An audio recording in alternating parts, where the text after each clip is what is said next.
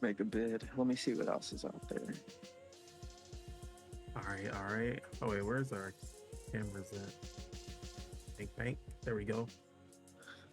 Why my camera weird?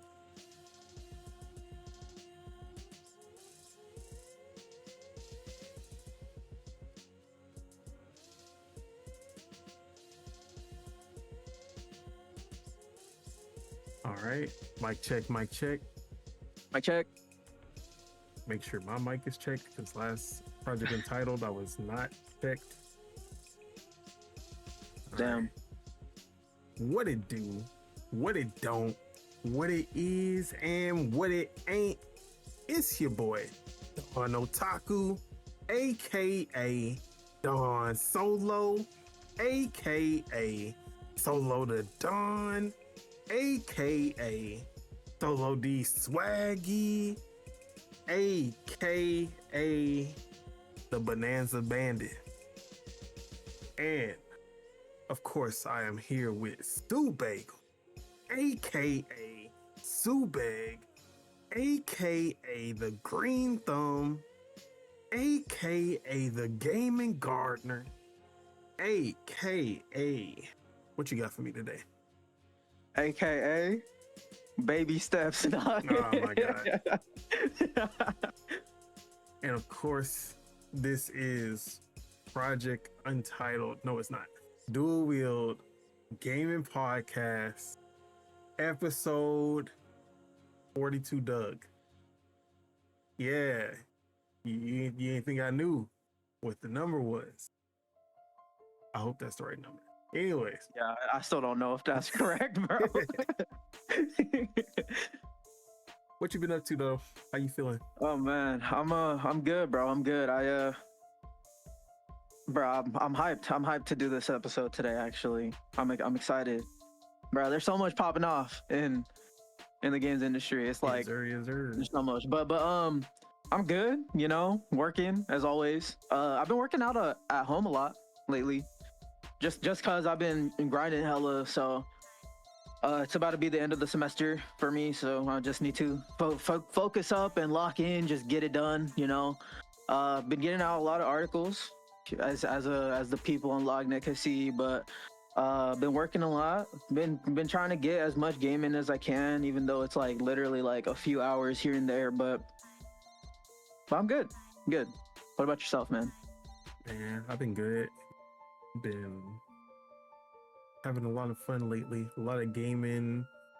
Got to go to the movies, go see Superman, and Yup. James Gunn never misses, bro. Snyder fans, you gotta take the L. As much as I love Man of Steel, it's nowhere close, bro. In terms of being a Superman movie, I think Man of Steel is a great movie. Is it a great Superman movie though? That's subjective, but James Gunn captured the essence of Superman, and like we got to a point with Superman where the only way I don't know what happened, but Superman just became boring for a long time. Mm-hmm. And the only way that creators knew how to make him any kind of interesting was just to make him evil. And Like, make Superman evil? yeah, like Injustice. Okay. And then like the end of Justice League, the Zack Snyder Justice League. It seemed like no one knew how to actually make Superman good without going the what if we make him evil route. And it's funny because that has trickled into like literally non-related universes of superheroes, with Omni-Man is basically just what if Superman is evil? Homelander from The Boys. What if Superman was evil? Like literally, is the same. And then same shit. with Doom, with Doctor Doom or whatever in the MCU, right? Because RDJ is playing him. No. Yeah, but we don't know how that plays into it because of the whole multiverse thing. So we have to see. I feel like it's just gonna be like a evil Iron Man. Yeah, alternate dimension, multiverse, all that. Yeah. But yeah, it's like how do we make Superman interesting? Because nobody wants the goody two shoes Superman anymore. But James Gunn showed that is what people want. You just have to do it right. The Superman movie was amazing. Highly recommend. I have to watch it again. I'm gonna watch it again with my friends from Houston are coming up here, and we're gonna go see it. We're gonna have a double feature, Superman and Fantastic Four, back to back. So I'm gonna watch it again. And I'm probably gonna rank how it compares to other James Gunn movies, and yeah, that'll be fun though. But yeah, other than that, I've been doing a shit ton of gaming because I'm swamped. A lot.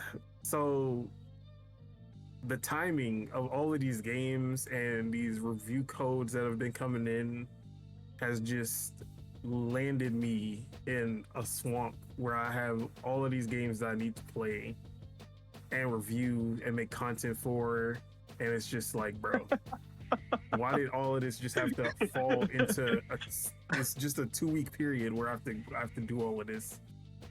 But it's a blessing and a curse because obviously I love playing games. So I'll just say this. I wouldn't stress too much about getting all the games done. You can always just get like a smaller piece out for the game at embargo and then get the review done later.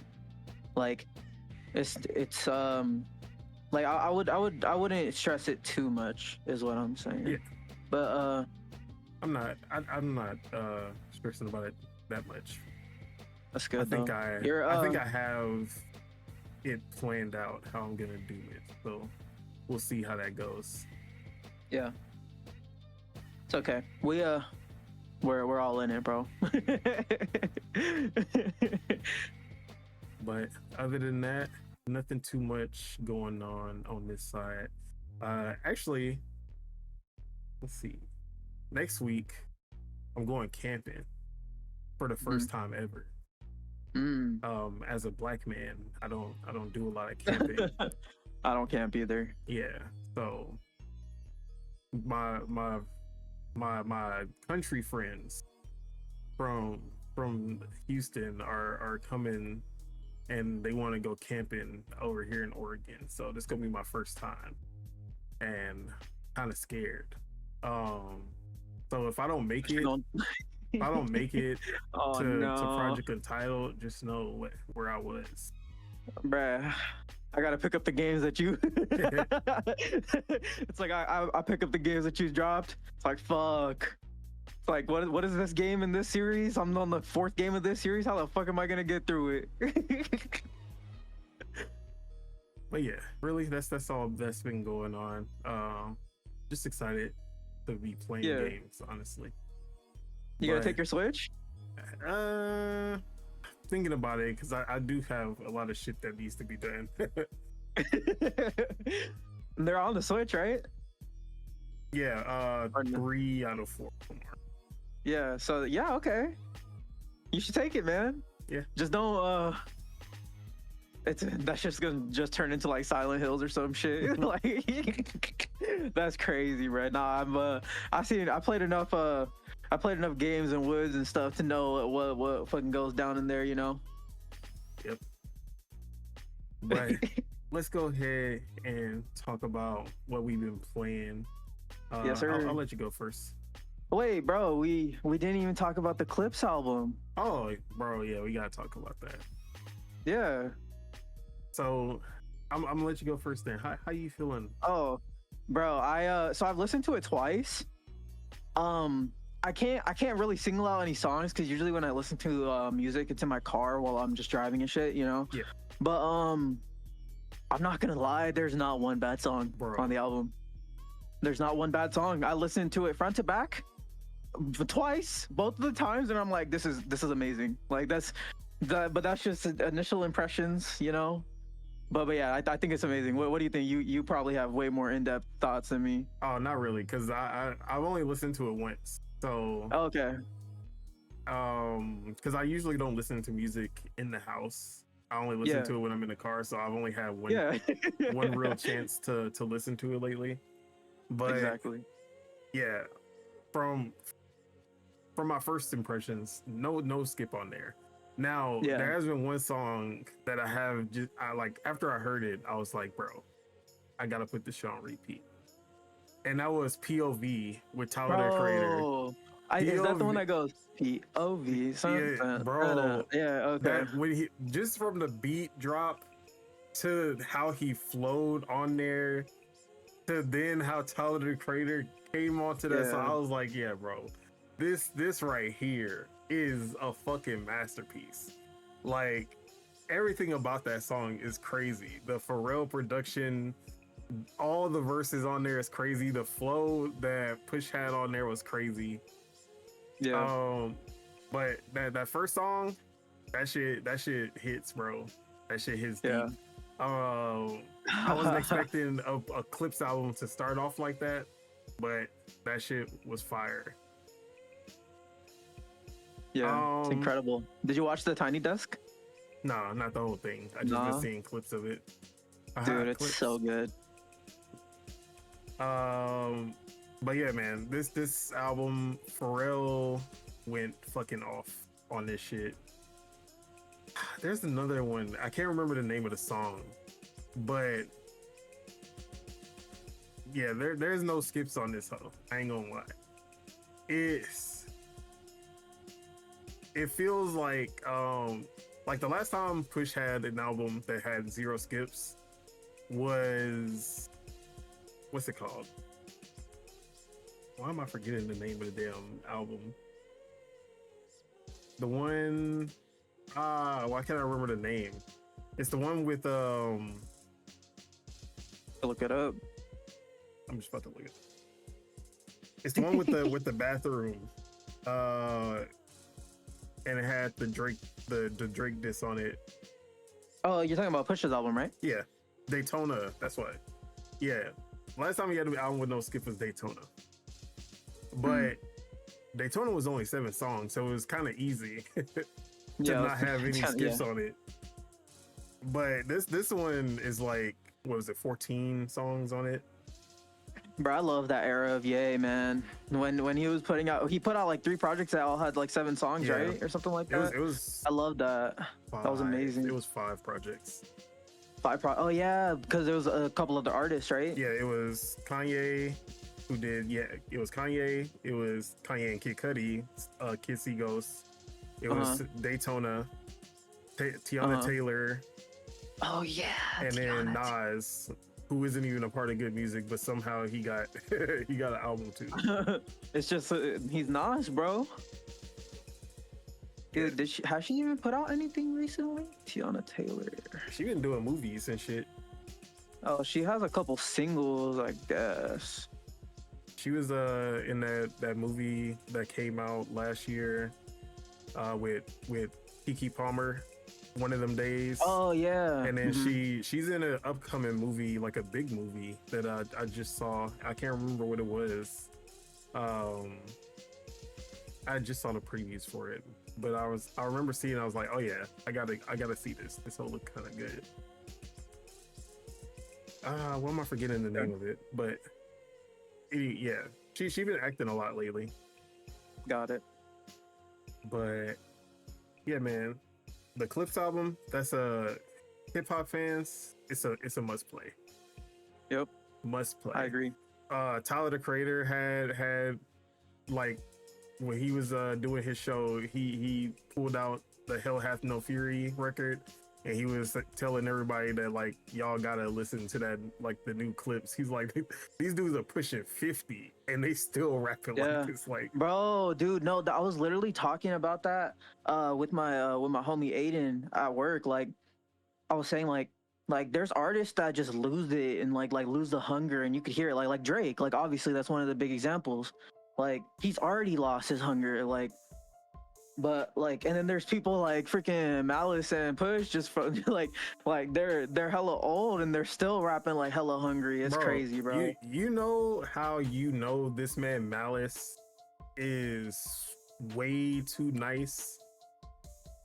He don't even cuss. You know how hard it is to rap without cussing, and still sound hard as like still go hard. Like that shit is hard. Even Kanye had to like bleep out shit just to have a clean album. This man not even bleeping nothing out. He just rapping without cussing. Like that man Malice is a menace in the most like cleanest way possible. Yeah, even the interviews and stuff, like everyone joking around, like he's just in the bag, just aura farming. But it's crazy. It's great. Like Pusha T, I love Pusha T, but the clips as a whole was really like it was legendary, and it's amazing that we got another Clips album after all these years. Before GTA 6. And it's still just as good as when they left, which is crazy. Yeah. So yeah. Their last album was when? Before this? I think it was Hell Hath No Fury. Like that was 2002. Like, let me see. What is this? Okay, Till the Casket Drops. Till the Casket Drops was 2009. I forgot about that album. It wasn't as good to me. Like, I don't even know what that is. It wasn't as good to me, but it was still. Damn, 2009 decent. Though? That's crazy. Yeah. But 16 years later, new album. And it's a fucking banger. Yeah. The crazy part is Pusha T was like barely rapping himself after the Clips collapsed.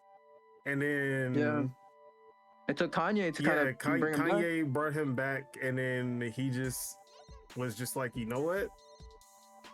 I still got it. Like, yeah.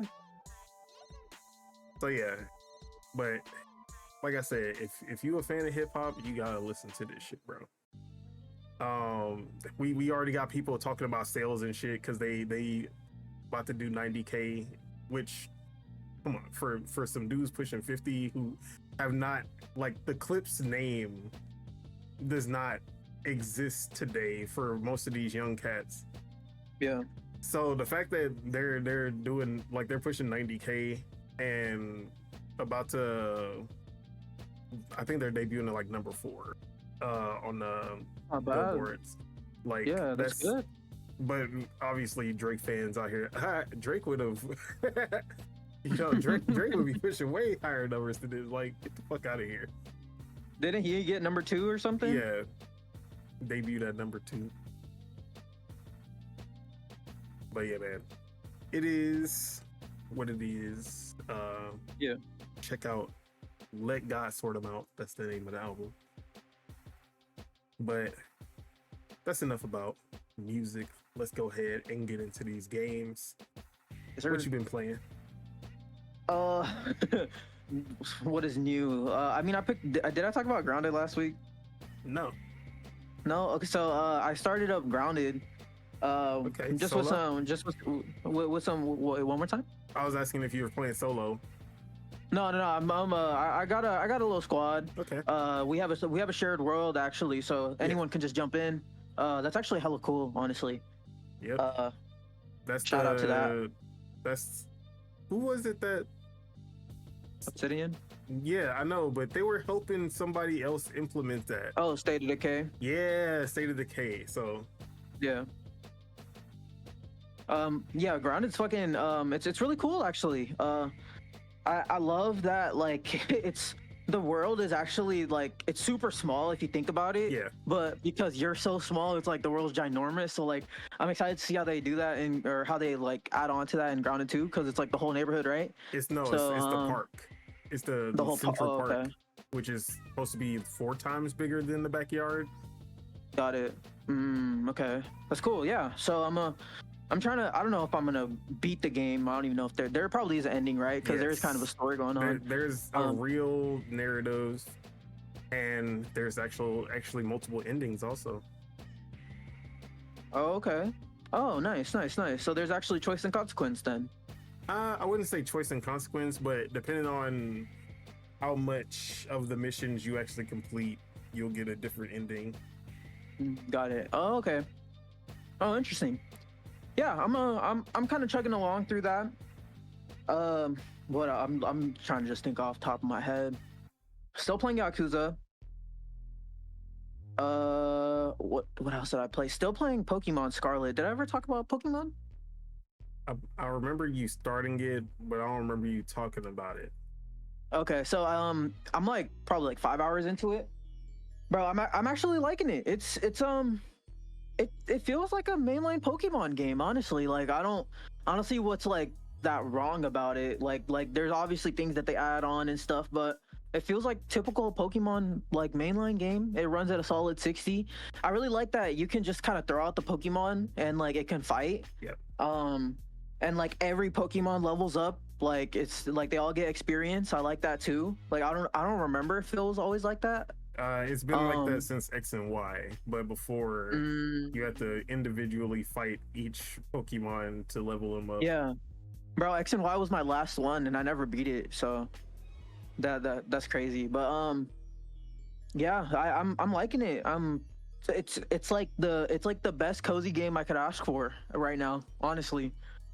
Play it 30 minutes in bed, fall asleep. Like it's nice. It's nice.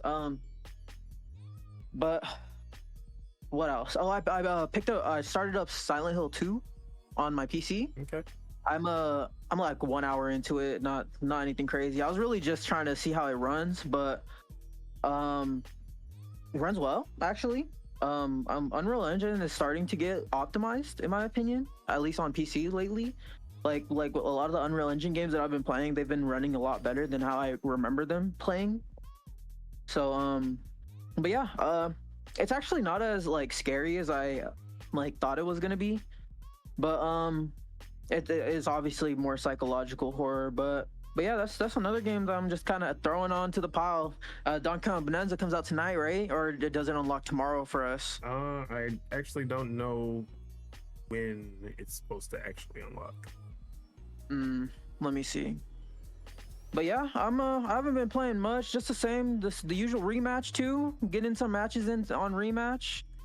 Just been trying to get through my games that I need to cover. I'm trying to just get through Yakuza. It's a fucking long ass game, you know. So I'm just trying to do it justice. For the most part, there's not much different though. Like even like because I didn't re-download it on PlayStation, but I probably should just to compare it. But I was looking at YouTube videos and they look very similar. Like it's really just starting to feel like a port to me instead of like anything else. But still good. Yakuza 0 is like if you're wanting to jump into Kiryu's saga, if you want to see what Yakuza was from the start, Yakuza 0 is like, you know, where to go. But then you can go to Yakuza Kiwami 1 and then 2. But the thing that sucks is the jump from Kiwami 2 to Yakuza 3 remastered is like it's jarring. Like it's I wouldn't be surprised if it turns people off from playing like, you know, 3, 4, and 5 after that, because it is that like different of a jump, or is that big of a jump from 2 to 3 remaster, or Kiwami 2 to 3. But yeah, if you want to experience the Kiryu story, play it from 0. 0 is probably the best one out of all of them, honestly. And then you even get Majima in there and stuff like that. You get the whole story. You get all like the initial characters that still get referenced in like the newest Yakuza games and then Pirate Yakuza even. But yeah, man, just trying to get to it. I really want to play Bananza, bro. Honestly, like I've been itching to play it. Because Astrobot even got his DLCs. I was like, do I want to download it? Like, I want to play a platformer right now, but Bananza's about to come out, so like, I'm just so excited for Bananza, you know. But yeah, what you been playing, bro? Well, as everyone but Subeg can see on the screen. I've been playing the new update for the Demon Tides demo. Oh, yo. We were just talking about this. Yep. And although I haven't got to any of the actual new content, I started over just to start from the beginning to see if there was any changes, because they did say there was like cutscene changes and things like that. I didn't notice any cutscene, like I didn't notice anything different about the cutscenes from the beginning that I played. But started at the radio tower, where I still failed to fucking do this damn challenge for hours. I shouldn't say hours, it was like an hour. I kept falling in the damn water like I always did. Like it felt like the first time playing, because I haven't played in a while. The physics is a little different. I wasn't able to kind of slingshot my way through the stage like I was before. So they kind of I guess it's a fix, but I kind of liked that the physics was a little off when you boost on a rail at the right time. You can kind of just so they fixed that. Not a bad change, but it was fun while it lasted in the last demo. But the game feels better overall. Like the feel of your jumps and everything just feels more tight, which is great. I still have problems with the camera. Like the camera still is too slow for what's going on in the game, and I'll put it at the max. And it's not even, it's more about the fact that it has that stupid like build up time, like it has to do the ramp effect. I'm like, bro, just let me turn off the ramp, like the ramping effect, and just go like 100% from the jump. Yeah. Because there's times when you're like on a rail and you're trying to turn, like you're trying to pull something off before, like you're trying to get onto something, or you're trying to pull something off. You're trying to land on a platform and you can't see it because the fucking camera's in the way. Like it's taking its sweet time to get there. I'm like, bro, this game is way too fast paced for this slow ass camera. So that's still my big gripe. I was hoping that would have been fixed, but not yet. But the game is still the queen of platform, like 3D platformer.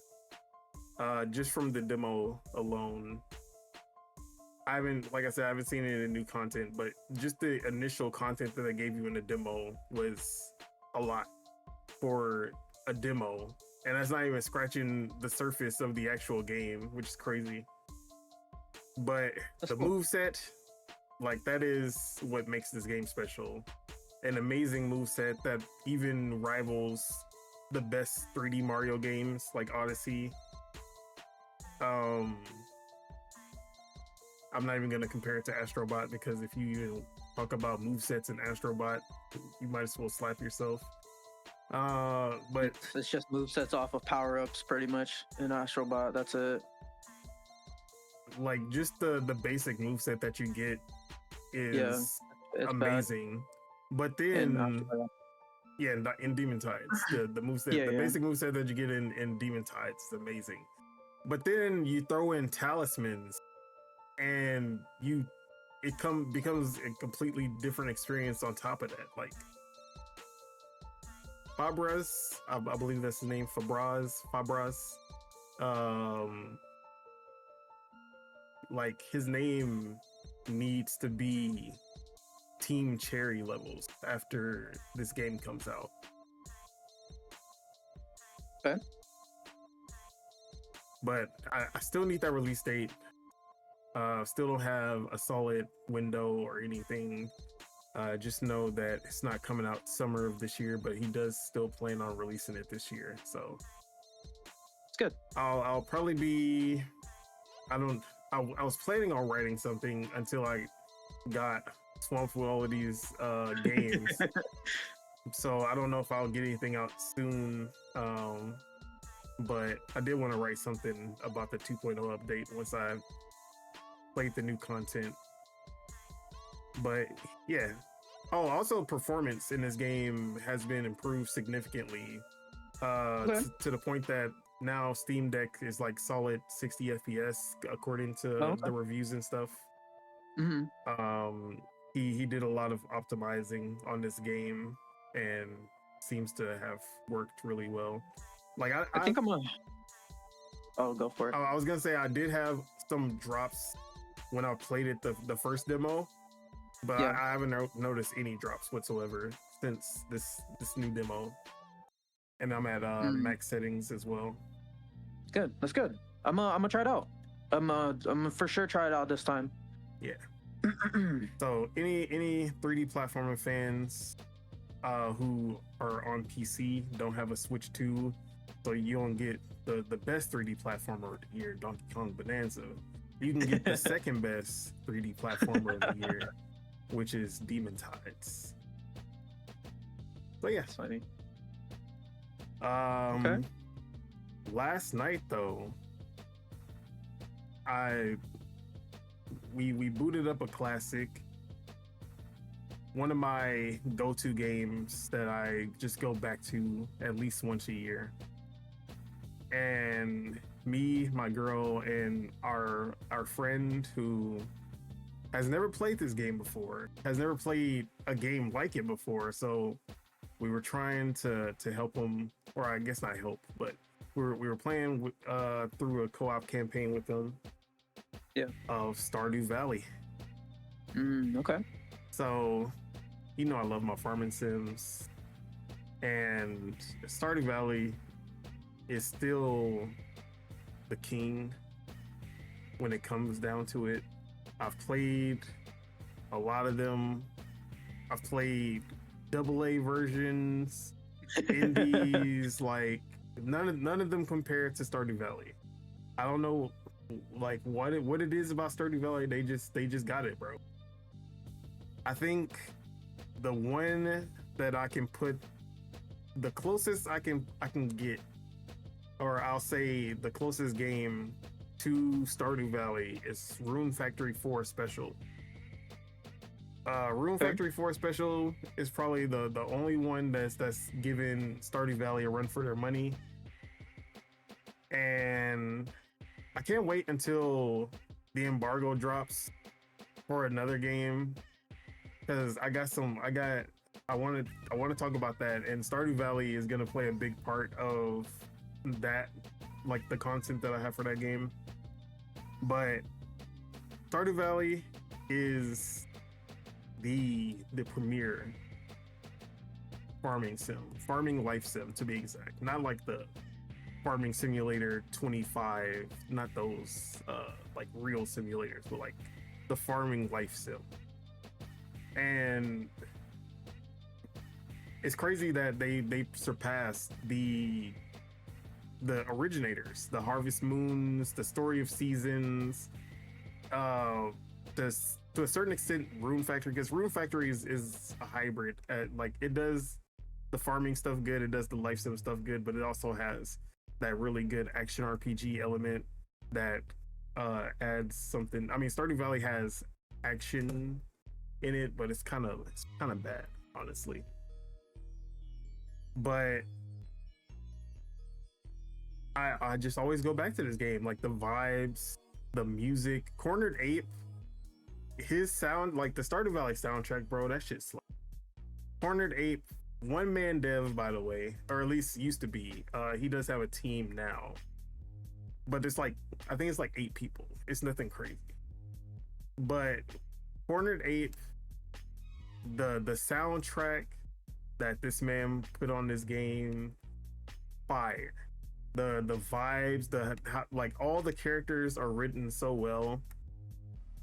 Even I like, one thing that I love about Stardew Valley that a lot of games don't do anymore, like these type of farming sims, is the mean character, the grumpy characters, the characters that are dicks.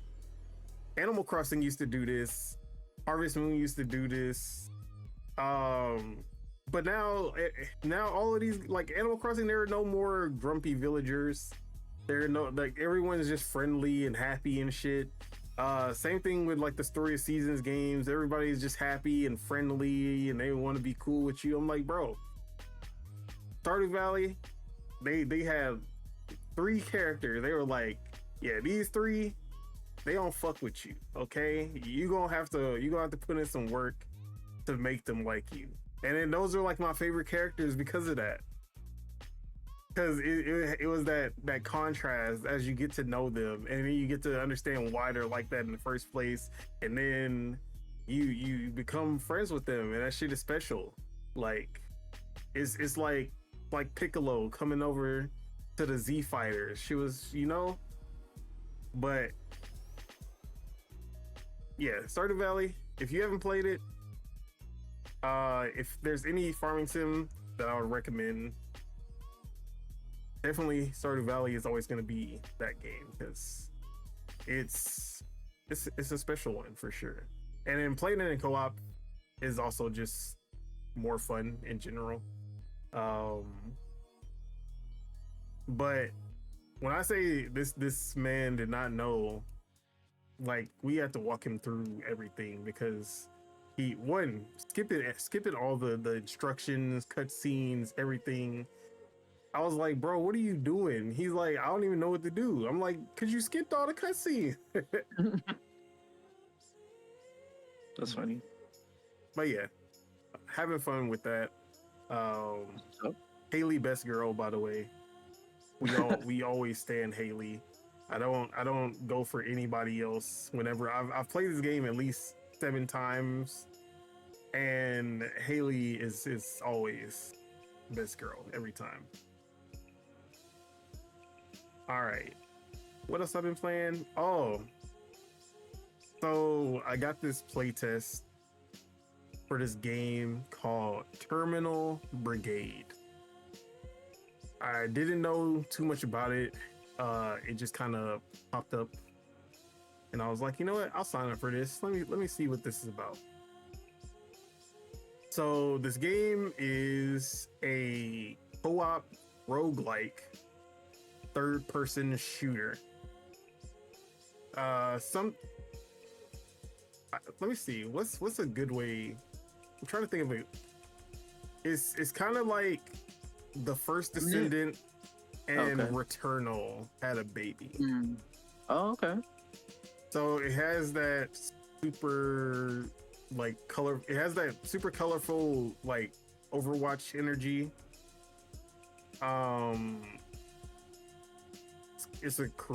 I think it's Chinese actually. I think it's a Chinese developer,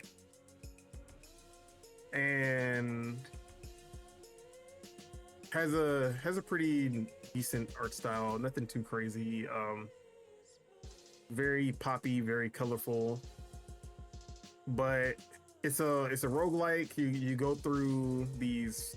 Basically, you go through all these rooms in this cyberpunk style city, and it's co-op, so it's up to 3 players, and you're going through all of these rooms, and there are branching paths every time you complete a room.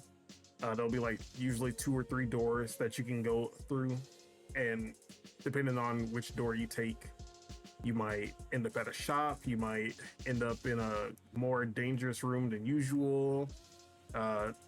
The usual roguelike elements that most are used to. And then you'll get to the boss stage after a certain amount of rooms, and then it's standard. So after every room, you'll usually get some items, whether it's like upgrades to your skills that you already have, or new passive and active skills that you can add on to. Then there's like the perks that are like, you can have as many perks as you want. It's, when I was playing it, there's only 2 characters that I was able to, or like what they had at launch, I guess, or like for the playtest, they only had 2 characters unlocked. So I played as this girl. She had like not really an auto lock type of weapon because you still had to kind of be close enough to the enemy, but it was like this kind of shocking beam, and it would take out enemies that are nearby where you're aiming. She also had a jetpack. She could like fly into the air and then do a ground pound, Halo 5 style. She has, what was her other ability? She had like this orb that she could shoot out, and then it would do like a little gravity blast that would take out a whole crowd of enemies.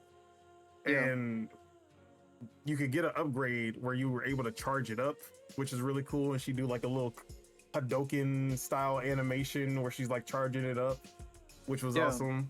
That's cool.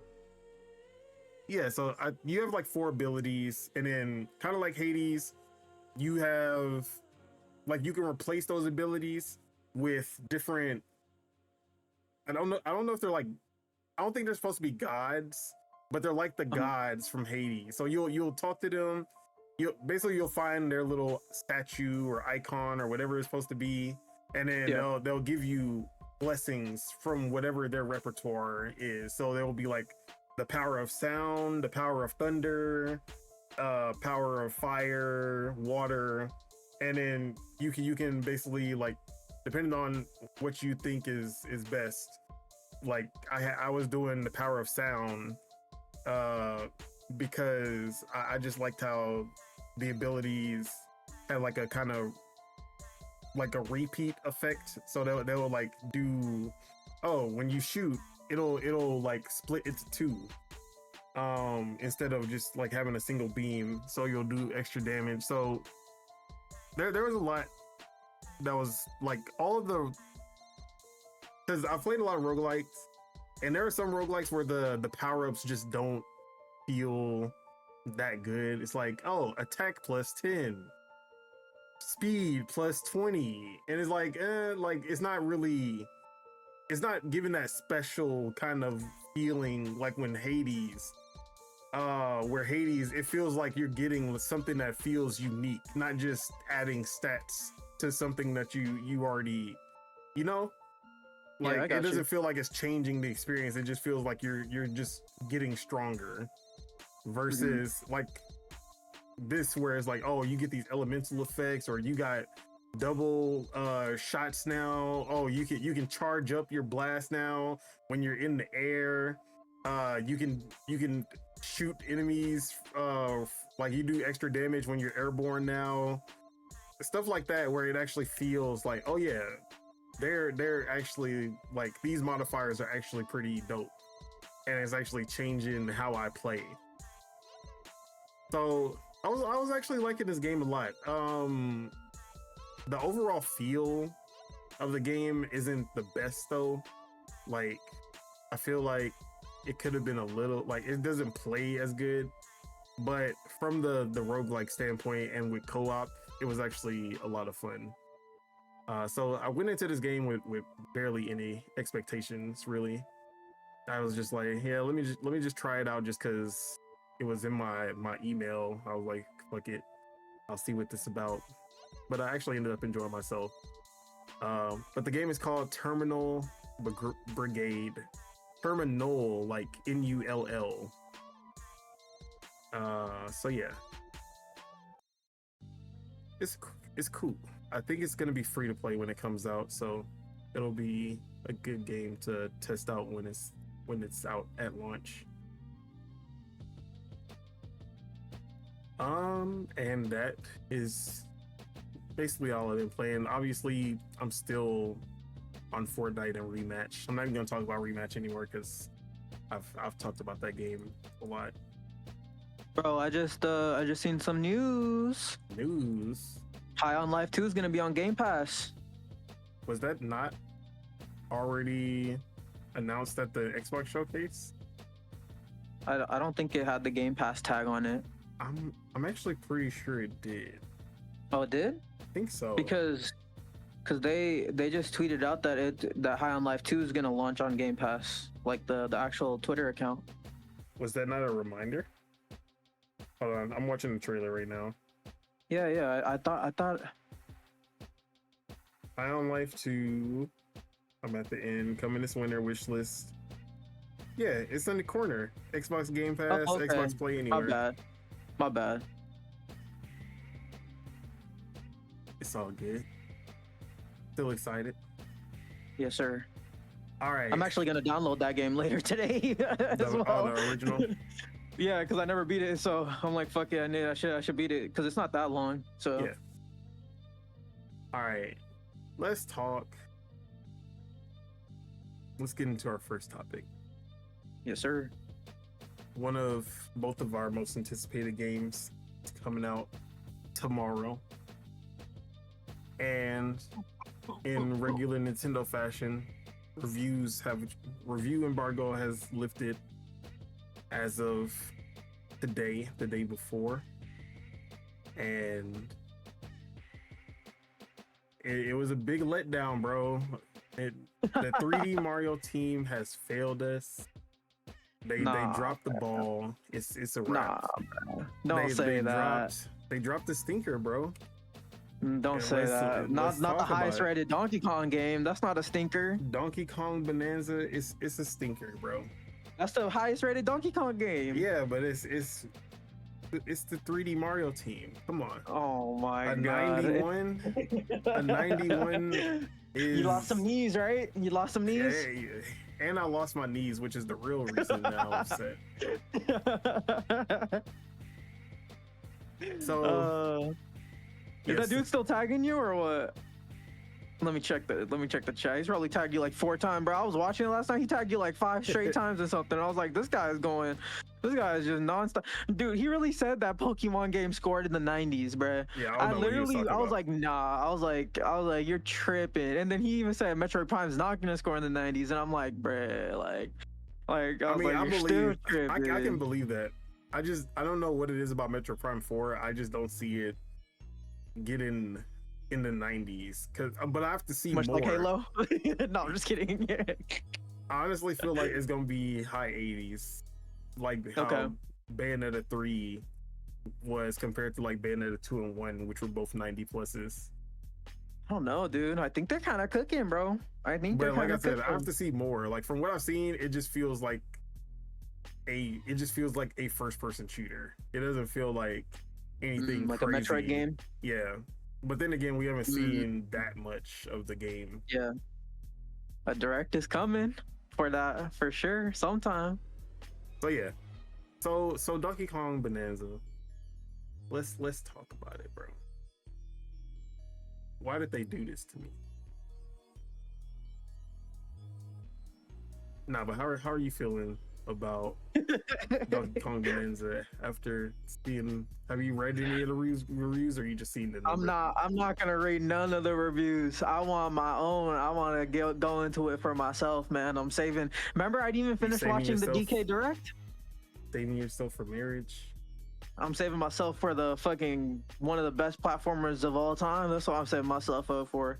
But all that glazing aside, I'm super hyped for the game. I didn't finish watching even the direct that came out. I watched only like 10 minutes of it, so even some stuff in there is hidden for me, which is good.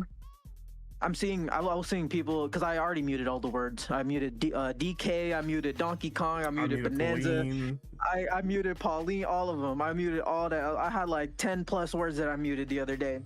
But I'm hyped.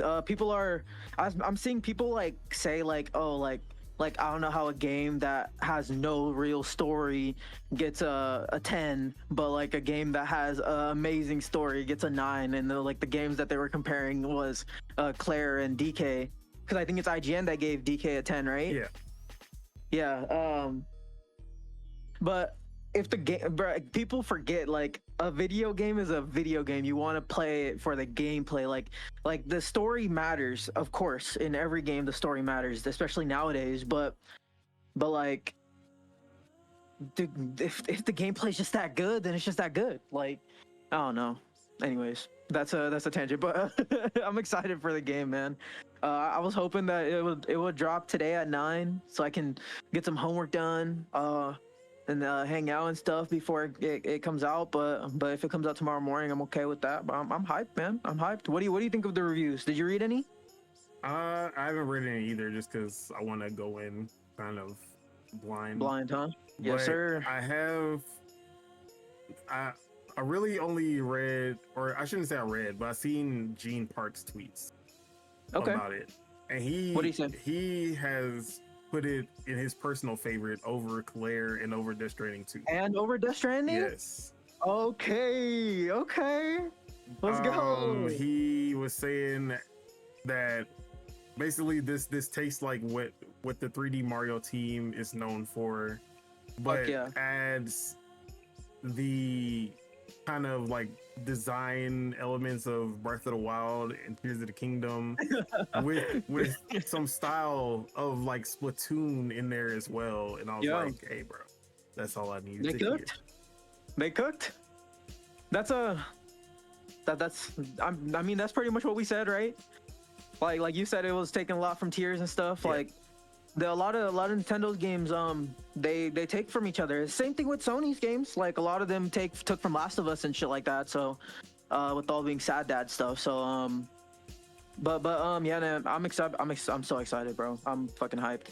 This is what I love. I love platformers. That's my, what does King say? What about Nixus? That's my heart. Yes, sir. Yeah, but the score, it is what it is. Obviously, reviews don't matter that much, but I just wanted to be able to look at that 95 and then be like, Astrobot can never. But what if your score brings it up to a 92 though? We'll see. Nah. It's actually disgusting that Astrobot has a higher score with a tenth of the ambition and a tenth of the actual moveset, platforming chops. It is what it is. We know politics always play a part. The pony politics. But yeah, I'm excited for this game. Nothing has changed. This is still going to be my game of the year, most likely. And that is just what it is.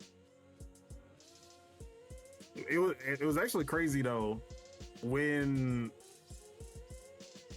I first saw the reviews on OpenCritic for Donkey Kong Bananza.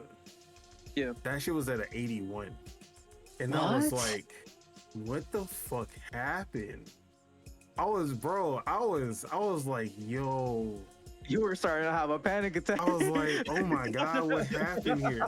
You know why it was at an 81?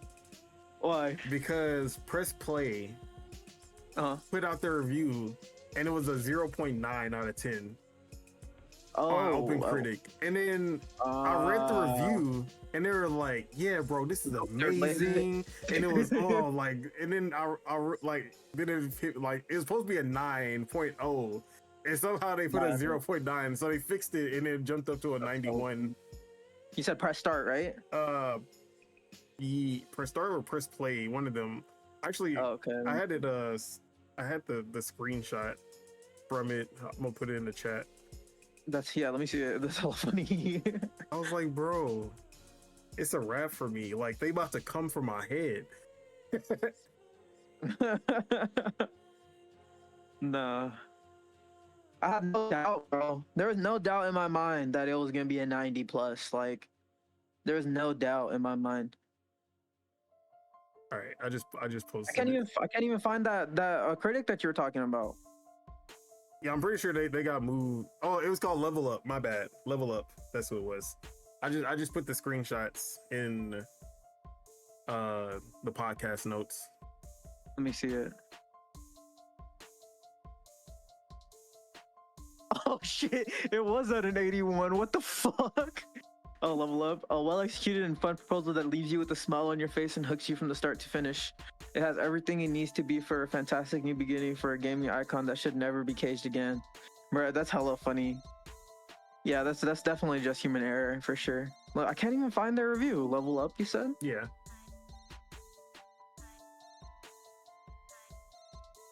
They must have just took it off. Maybe. But yeah, can't wait, bro.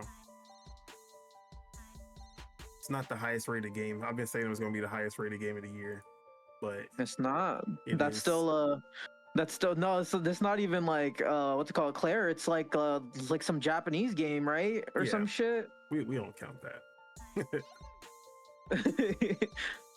I saw that game. I was like, bro, what the hell is this? Shinjunko or Yeah. something. Junking, something like that. I'm Hey, like, what the 94 is crazy though. Only 7 reviews. 1, 2, 3. Yeah, there's only 7. All right, so do you still believe Donkey Kong Bonanza will be a critic or will be in the nominations? Oh yeah, of course. Yeah, there's no way it's not. Sorry, Kingdom Come Deliverance 2, Split Fiction. Split Fiction, they're gonna be fighting it out, bro, for that last. Nah, I don't think either of those 2 games are gonna make it, bro. Wait, okay, who are your front runners right now? Front runners it's Claire, DK, and Death Stranding. That's literally the 3, Well, right? Like I think that's the Steam's 3 6 too. nominations. Oh yeah. I actually posted it in the Lognet Discord. Let me actually pull it up real quick. So my 6 nominees, I actually changed it today. After thinking about it for a little bit. Let me pull it up. Oh yeah, I even posted the updated graphics too. I actually love those graphics for the teams and what they make. Mm-hmm. Like it kind of reminds me of like an official thing of like what Clobril does, you know? Yeah. Anyways, let me pull it. Okay, so my 6 nominees. I'll say okay. So my 6 nominees are Claire, Death Stranding 2, Ghost of Yote, DK Bananza, Metroid Prime 4, and Hollow Knight Silksong. Those are my 6. All right. For me, DK, Claire Obscure, Death Stranding 2, Metroid Prime 4, I said Metroid Prime. Hollow Knight Silksong, and Split Fiction. And Split Fiction. Okay. So you think that's gonna take the Ghost of Yote slot for? Dude, bro, our lists are identical. I know. Except for one game. I don't think Ghost of is there, Yote bro. is gonna be in the 90s. I think it don't matter if it's in the 90s. I think it's gonna get nominated. I don't think it's gonna get I don't think it's gonna get nominated if it's not in the 90s. I think. Well, what they call it, Death Stranding is not in the 90s. It was in the 90s for a while. Yeah, it was, but I think it might even go back up, to be honest. But what's it called? And then what's it called? Black Myth was like 81 last year, and that made it. Yeah, that was politics, 100%. Bro, and this is a PlayStation game. Come on, bro. It's different. Come to the dark side. Come to the dark Death side. Stranding 2 is their PlayStation representation. They already got it. Bro, you're telling me Ghost of Yote isn't gonna be their PlayStation representation? Death Stranding is the PlayStation representation. No, bro. Death Stranding is Kojima representation. Look, I believe Lost Soul Aside has a better chance of getting into the Game of the Year No. conversation before Ghost of Yote. Don't say that, bro. Yeah, I said it. Dude, Tsushima was nominated in 2020. And that was an 83, and that was definitely politics. That was some bullshit. Oh my god. I All right, remember we'll that see. shit. We'll see. So you're saying it's Split Fiction instead of Yote, right? Yes. So our lists are pretty much identical except for that game. Yep. Okay. I think Joseph. I can be with it. I can be with it. Joseph That's not has no big deal. more clout when it comes down to it. Yeah. But yeah, man. One more day. I wish we could have played a little bit at least before the podcast. 'Cause can't wait to give my impressions on DK Bananza. Yeah. But with that, Wait, how long are you gonna be going camping for? 3 days. Okay. Oh, okay. Got it. But let's get into the news. Let's actually stick with Nintendo for a bit. All right. Let's get back to the topic. So Miyamoto came outside took over Nintendo Japan's Twitter, and he goes on to say, Miyamoto desu. I am pleased to announce that for the live-action film of The Legend of Zelda, Zelda will be played by Bo Bragason-san and Link by Benjamin Evan Ainsworth-san. I'm very much looking forward to seeing both of them on the big screen. The film is scheduled to be released in theaters on May 7, 2027. Thank you for your patience. So as you can see on the screen, we have Link and Zelda. Zelda being the guy, of course. You know your lore. But yeah, they are not very high-profile actors at all. I've never actually heard of them. Never seen anything with them, so I am kind of optimistic just because of that. Actually, like seeing newcomers thrown into the role instead of fucking Tom Holland or some shit. Or Chris Pratt. But yeah, I like the vibes just going off of the pictures that I've seen of them.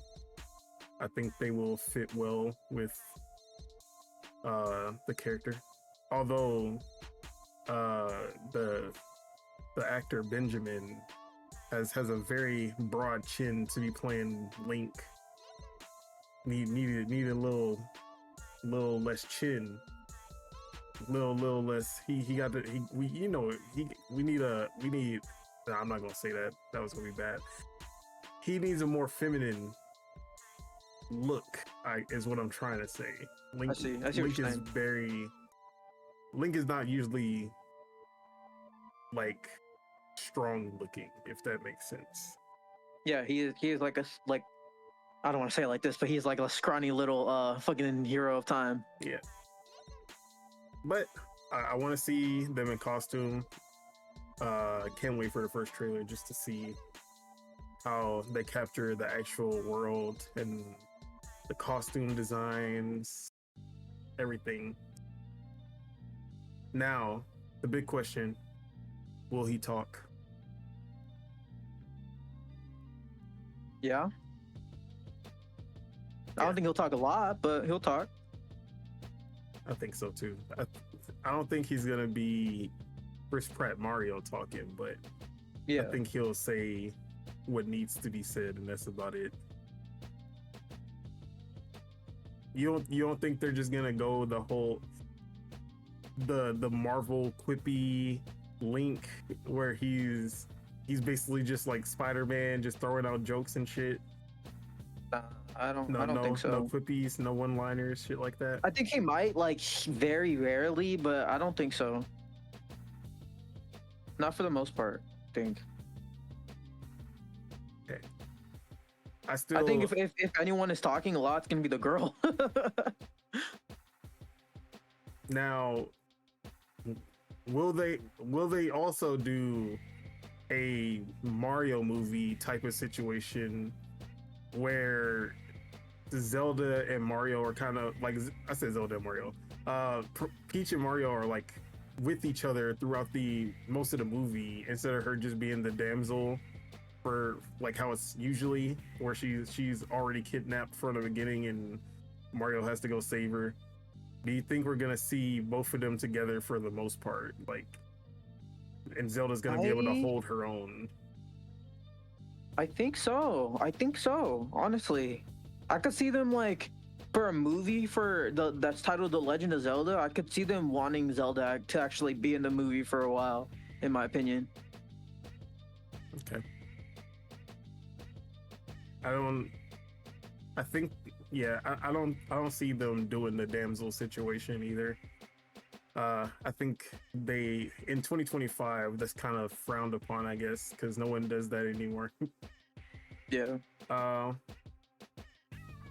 But I'm still at a 50% on this movie, just because Sony. Yes, at the end of the day, Sony's making it, and Avi Arad is still the producer, and both of those things scare me more than anything, but it's passing the vibes check right now. That's all. Why does Sony scare you so much, bro? Because Their ass not. they are horrible when it comes to any kind of adaptations. I don't know what it is. Okay. Except for their animated stuff. For whatever reason, they always get that right. Gran Turismo too. And people say Twisted Metal's good too. Kind of. Yeah, but then throw in anything Marvel and Sony outside of half of the Spider-Man movies, and it's not a good track record. They can't even get their own games right, and they're basically movies. That's funny. So yeah, man, it is what it is. Didn't they have like some Karate Kid movie come out recently or some shit? Yeah, the new Karate Kid with. Was it good? I actually don't know. I feel like I needed to watch Cobra Kai before I jumped into that, because I feel like I was skipping a lot, so I haven't watched it. And then they had that one horror movie, right, or something? Until Dawn, that looked like shit. No, not that one. I don't even remember. 28 Days Later, something like that. Oh yeah. Was that Sony? 28 Days Earlier. I don't remember. It was 28 days later. Okay. Yeah. That one. Let me see. Let me actually look it up. Sony Pictures. Karate Kid Legends. On Swift Horses. Never heard of Until Dawn. Caught Stealing. Never heard of that. So that's coming out soon. A Big Bold Beautiful Journey. Never heard of that. But Margot Robbie's in it. Karate Kid. Yeah, I mean, I haven't seen any of these movies, but it looks like they're still putting stuff out. Of course you have. That just makes so much sense. Haven't watched Karate Kid. What's wrong with you? Well, I've watched like the OG one, and then I've also watched the what's it called, the one with James Smith. But I mean, that's half the franchise right there. Yeah, I've seen some, but I haven't seen like anything new. Thing. The only things that are new is the Cobra Kai series and this movie. And I need to still watch all the fucking superhero stuff too. There's too much for me to watch, bro. I still need to watch Lazarus, bruh. Mm-hmm. Still need to complete that. I still need to go back and finish reviewing that shit too. Yeah, bro. Not enough time in the day. Not enough time, bro. All right. Let's move on to another Nintendo topic. This one actually came out right after our show last week, but Nintendo Switch game vouchers are being discontinued January 30th, 2026, and game vouchers that have been purchased have an expiration date of 12 months. Which has always been the case, but if you try to stock up right before the end date, just know that you will have to use them within 12 months. But how are you feeling about the discontinuation of one of the best cost-cutting features that Nintendo had? Yeah, I'm not feeling good about it at all, but I only think I've purchased one voucher, and I used it on Pikmin 4, and I think it was Super Mario Party All-Stars or something like that. Not the Super Mario Party, but the one that came out after that one. Before Jamboree. Mario Party Superstars. Yeah, that one. Yeah, I bought that one, but yeah, I mean, I'm not happy about it at all. But maybe this means that they're willing to maybe discount their games more often or something. I don't know. That was a good joke. We'll see. Yeah. Shout out to ILP because I was on there to discuss this. Yeah. Great segment, by the way, just aside. Thank you. Like I said on there, I'm not with this. I've used vouchers on almost every first party Nintendo game that has come out. Uh, like I said on there, this is the second time that they've discontinued this program. So this might not be the end. Maybe we'll see.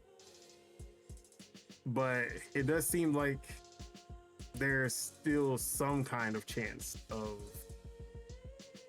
vouchers coming back for a Switch 2 specific version. Because I think I said that when they said that Nintendo Switch vouchers wouldn't be able to be applied for Switch 2 games, I was like, I think that they're gonna make a Switch 2 specific version. Yeah. And I'm less confident in that, but I still do think there's a good chance that happens. Now, why they're discontinuing the ones for Switch 1 games? Only two things come to mind. Obviously, the first one is greed.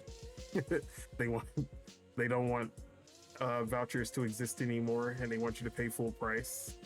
Or for the cross-gen games, they don't want you buying the Switch 1 with the Switch 1 copy with the voucher and then upgrading for $10, so you get $10 off of the Switch 2 version, which is what I'm about to do with Pokemon Legends ZA, and probably Tomodachi Life as well.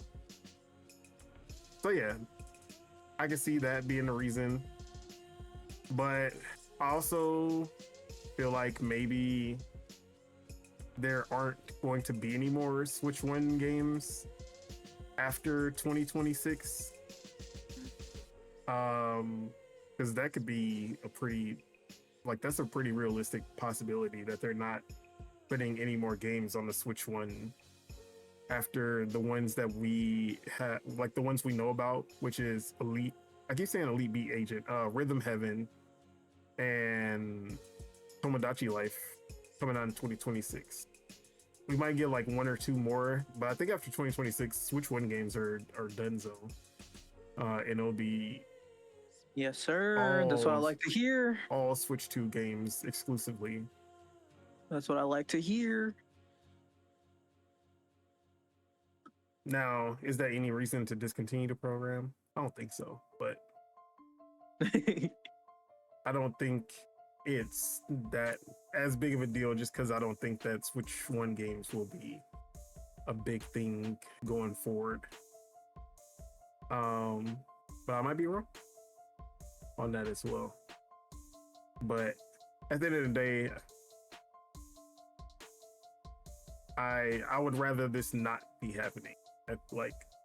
I think it'd be better if they would have at least waited until the last Switch 1 game, and they even announced like, hey, we're ending support for like Switch 1 games, and then we're like, yeah, and we're gonna discontinue the voucher program.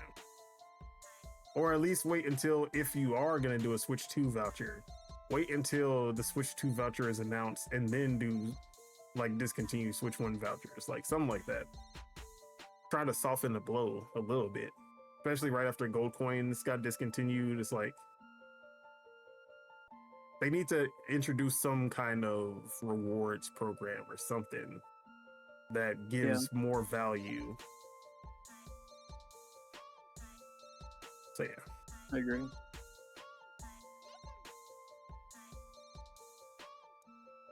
Did we freeze again? No, I was okay. I was watching the Stardew Valley clip that was on screen, because when I was playing with my girl, I went inside of her house, and I just sat there in the dark waiting for her to go to bed. And then she was like, she went to sleep, and then I came in, like I got up out the chair. She didn't even see that I was just sitting there. I was That's like, hella funny. I forgot what I had said to her. She was like, what the fuck? Where did you come from?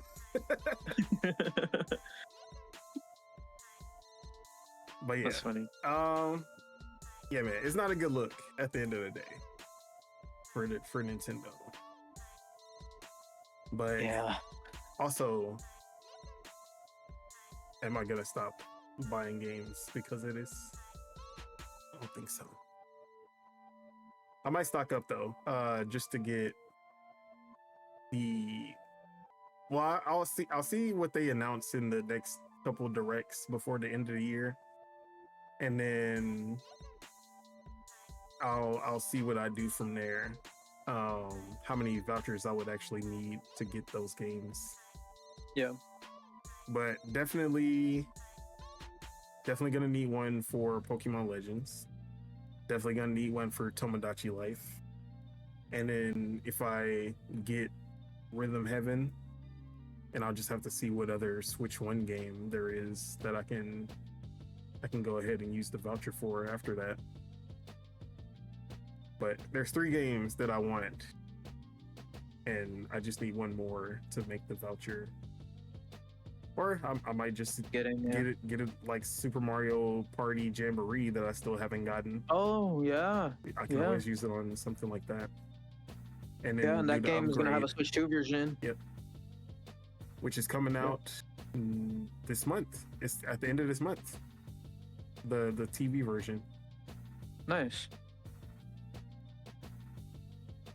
But yeah, that is all I got to say on that. Anything else you wanted to add? Other than I might actually go out and go to Costco and grab $100 gift card thing, and then just get a voucher too, just to get some games that I don't have already. Maybe pick up like a Xenoblade game and Mario Party. Sure. All right, let's go ahead. Let's get away from Nintendo for a bit. Let's talk about Halo. This is also something that came out right after we did our show last week. And Microsoft just doesn't like us. And that is that Halo Combat Evolved Remake will only feature a campaign, supposedly. No multiplayer. The Last of Us Part 1 all over again. But how are you feeling about the prospects of a Halo 1 remake coming out and not having the multiplayer? I don't necessarily feel good about it, because it's like that's like half of the game pretty much. But that tells me that there's something else that is gonna have multiplayer also coming out sometime soon. That's new. Yep, that was a rumor of Certain Affinity having a multiplayer project that would be out around the same time or shortly after, before, something like that. Yeah, so that one's probably gonna be like free to play, and then this one's probably gonna be like paid, or like you can get it on Game Pass or something. I'm assuming. Yeah. For me, it's still, even with that, I understand not wanting to split the basis like they did with Halo Infinite and Master Chief Collection. We see how that ended up for Halo Infinite. Yeah. But at the same time, we just got Gears Reloaded. Full campaign, full multiplayer suite, all remade in Unreal Engine 5. Why? I want Halo to have that same treatment. Same. Like, I understand that the Master Chief Collection exists. I understand that a new multiplayer will be in the works, but Halo 1 on even with the 360 version of the Halo 1 remake, that shit still looks kind of doo-doo butter compared to, I'm guessing, what Halo remake will look like. I want that full experience. But even then, if it's gonna be a remake, I don't want it to be reload. I don't want it to be reload like Gears. I don't want it to be a one-to-one. I want it to be Resident Evil 2 remake. Extra content, like gameplay enhanced to be closer to how modern games are today. Closer to how Halo Infinite is. Yeah. sprints, redesign levels, I want the whole 9 yards if y'all are going for the remake. Now, if you give me, like, if you turn Halo Combat Evolved, which is like a 10-hour max, and I'm probably giving it a lot of slack by saying 10 hours. 10 hours on Legendary, all the times that you're dying. But like, if you turn a 10-hour to a 25-hour experience somehow, then I'll let you get away with no multiplayer. But if it's about to be 1-to-1 remake campaign, I'm gonna need that. I'm gonna need y'all to come off of that multiplayer. Now, to be fair, we heard rumors of the Gears remaster or remake or whatever, and we heard that it wasn't gonna be it wasn't gonna have multiplayer before it came out. A lot of rumors were saying that, so that was a lie. Maybe this Gears, could right? be the case. Yeah, for Gears. Yeah. I was actually thinking about that. Like, if I remember, there was rumors that's like, oh, it was just gonna be the campaign. So maybe it's just the same year. It's just, I don't know. Yep. But I guess we'll just have to find out at the Halo World Championship, because that's when we will be getting most likely our first reveal for that, since they did say that they will be revealing what's next for Halo. Yeah. All right. Yeah. Anything else you wanted to add before we move on? No. I'm still excited to see what it looks like. I feel like graphically it's gonna be really impressive. Still up in the air, gameplay wise, but I'm willing to be surprised. I'm willing to be I'm just hope that it's good, because I hope Halo is good. Yeah. And what it comes down to with the switch to Unreal Engine, the thing that everyone wants to know, will it still feel like Halo? And that's where I think this remake is going to play the biggest. Okay, like if you play the remake, it's in Unreal Engine and it still has that Halo feel, then everyone will be like, all right, we can cross that off at least. That the one thing Halo 7 doesn't have to worry about is not feeling like Halo. So I think that's a good thing, if they can pull it off. All right, let's stick with Xbox for a bit. Let's talk about one of the acquisitions, one of the subsidiaries of Xbox that most Xbox fans do not care about, but they might care about this. It seems that apparently some of the 200 people laid off at King have been replaced by AI.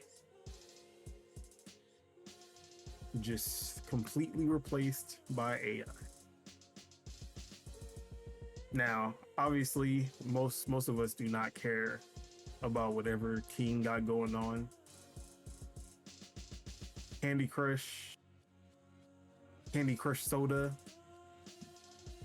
Candy Crush Popcorn, I don't know what the fuck whatever other games they got going on, that shit don't got nothing to do with me. But this isn't to say that this is not a precedent that's being set, where it might be King today, it might be Bethesda tomorrow, it might be Playground Games after that, but that's how it starts. We know that a lot of these layoffs that happened were to make way for this super expensive AI investment that Microsoft is doing. But we didn't hear of any people being laid off and replaced by AI, like as of now or until now. But that was always something that was in the back of my mind. I was like, are these people being replaced by AI, or is it basically layoffs so that they can have the extra cash to invest into this AI project that they got going on? And it seems like it's basically both of those. So how are you feeling about the prospect of having 200 developers laid off just to make way for, or sorry, I'm misquoting because it's some of the 200 people, not all of them. But having developers replaced by AI this early in the stage, or in this stage of AI, how are you feeling about this? Yeah, I'm not necessarily happy about this either, because you know, but people are what make games, not what's it called, develop, or not AI. But I kind of feel like, I just kind of have a hunch that this story isn't necessarily correct.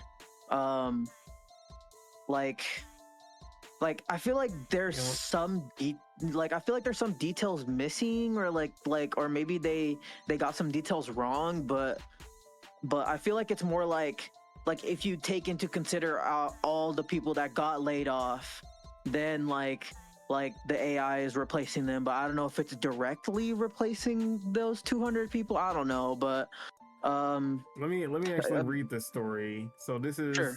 Neil Long, mobilegamer.biz. This is where the story originated. Christopher Dring was who posted it, but he wasn't the one who wrote it. So I don't know if Christopher Dring is backing this story by reposting it. But even he gets stuff wrong all the time. Yes. Yeah. We know about Christopher Dring. But let me read this. So, laid off King staff set to be replaced by the AI tools they helped build, say sources. Multiple sources have given us an insight into what's happening at Candy Crush Maker King as it prepares to cut 200 staff. Speaking to us anonymously, they claim many of the staff cut will effectively be replaced by the AI tools they built and trained. The London-based Farm Hero Saga team is being cut in half, with about 50 people leaving, including key leadership. One staffer claims employees are being targeted by HR for loudly expressing dissatisfaction internally. King told staff it will present a new organization chart in September after union negotiations. Many staff are now in limbo for the summer. Recent internal surveys showed morale at an all-time low. It's now in the gutter. Bloomberg broke the news that King would be cutting around 200 staff earlier this month. That number was later confirmed by our sources, who told us that the cuts were mostly in middle management and UX and narrative copywriting. We've since been told more detail. Many level design and user research staff, plus practically half of the London-based Farm Hero Saga team, are to be made redundant. The cuts will affect around 50 people on Farm Hero Saga, we're told. Some of the game's leadership put on gardening leave ahead of their departure in September. Many level designers, user research staff, plus UX and narrative writers have also been told they're at risk. In particular, these staff have spent the last few years building and training AI tools to do their jobs. They're now effectively being replaced, say sources. Quotes, most of level design has been wiped, which is crazy since they've spent most months building tools to craft levels quicker, said one staffer. Now, these AI tools are basically replacing the team. Similarly, the copywriting team is completely removing people since we now have AI tools that those individuals have been creating. The fact AI tools are replacing people is absolutely disgusting, but it's all about efficiency and profits, even though the company is doing great overall, they continued. If we're introducing more feedback loops, then it's crazy to remove the developers themselves. We need more hands and less leadership. So that was the actual quote from the staffer that they sourced. Got it. Okay, so it does seem like it seems like it's over. Fuck, man. Yeah. Yeah. But that's how it starts. You know what's crazy? We just introduced a new AI tool that we've been using at my job. Is that crazy? They're like, yeah, use this as much as possible. It is gonna be great. I'm over here like, I know you know what's coming. Yeah. Yeah, that doesn't surprise me. You know, the CEOs and the management, all that, they want higher productivity, better numbers, and all that stuff. And it's just like, it just seems like they're asking you everyone to train the thing that's gonna replace them. Like everyone sees it, you know. I don't know. It's fucking sad. What do you think? What do you? Oh, go for it. So much money, and King is probably on the same level as Mojang in terms of they don't have to do shit for 9 months out of the year. They put out one update, one new game, Candy Crush, chocolate bars, and then buku money comes in just like that. Like, they're, out of anybody, they're the ones who are hurting the least for cash.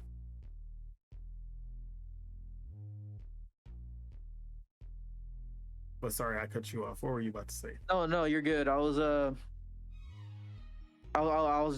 just gonna say, when do you think AI is gonna replace us? But just gonna make a joke. Imagine just one day it's just AI versions of just me and you on this shit. Hey, it just sounds exactly like us, looks exactly like us. One day, I'm gonna be sitting playing games, watching my AI podcast. And then you're gonna be as a joystick commenting on the pod. No, I'm just kidding. That'd be hella funny. Nah, that was funny when he said your multiple personalities. That shit had me cracking up.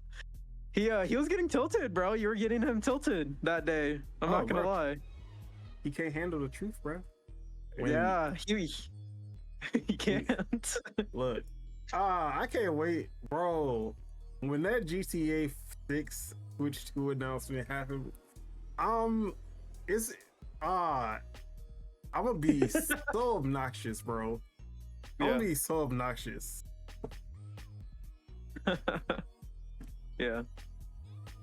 But yeah, if you make sure you guys watch last Sunday's episode of Iron Lord's podcast, because I made a bet with King that if GTA 6 is announced for Switch 2 within 1 year, 12 months from launch of the game on PS5 and Series X, I get his knees. But if it's launched after the 12-month period, or if it doesn't launch at all, then he gets my knee. He wins the bet. Actually, I should have said announcement. I should have been more thoughtful about this. Should have said it needs to be announced within 12 months. I can't remember if I said announcement or it releases. I think, yeah. See, it was release. That's why I was tagging you. That's why I tagged you. I was like, I'm really mad that he didn't budge on the 18 because 12 is too fast in my opinion. But I think 18 would have been correct. And I think that's where he might have a what's it called? Have your knees on, but I think it's coming. Yeah, but I think it's definitely going to be announced within 12 months. It just comes down to, is it going to be released within 12 months? Yeah, next time you're on, you gotta try to amend it. Be like, King, give me the 18. You know he's not going to take that. But yeah, AI is definitely a scary topic to talk about. As much as I like the idea of what AI can do for gaming, game development, and bringing unique kind of gameplay elements and stuff to gaming. Yeah. There's always going to be that side, the scary side, where the evil corporations do evil with what is essentially just a tool that can be used for good or evil. But when used for evil, it can do so much evil. You know? Yeah. And that's where the hate for AI comes from. Because we know that most of these corporations, like us on the bottom, use AI so we can reach levels that are more professional, like that some things we can do that would usually take a team effort. Now, like a solo developer can make something that's much higher quality, much faster using AI. Whereas these AAA developers, they have all of the resources to do all of this already. They just want the cheaper and faster route. Whether that sacrifices some quality, they don't care. Like, we know how this is gonna go. For the ones who are already the greedy evil corporations, they're gonna continue being greedy and evil, and they're gonna use AI to heighten their greed and their evil. And that's just how it's gonna be for her. But I'm hoping that there's gonna be good that comes from AI that outweighs as much as it can the bad that will come from it. But that's my take on the situation. Sure. Anything else you want to add? No, I agree. All right. Let's see. All right. This is another big topic that we missed last week. And actually, this one came out the same day that we recorded, I think. It's just that I didn't know what was going on when I saw this story. And I didn't want to kind of rush it in without really knowing what the full situation was. But I don't know if you saw what was going on with this. But Crafton, which we have been on the record of saying, man, Crafton, them dudes, like after the Hi-Fi Rush, Tango Gameworks, we were like, yo, Crafton, that's my dude, bro. Like Crafton out here doing good in the world. We might have to stand Crafton. Well, everybody was up in arms with Crafton last week because they delayed Subnautica 2. And if you like thinking about it, oh, they just delayed Subnautica 2.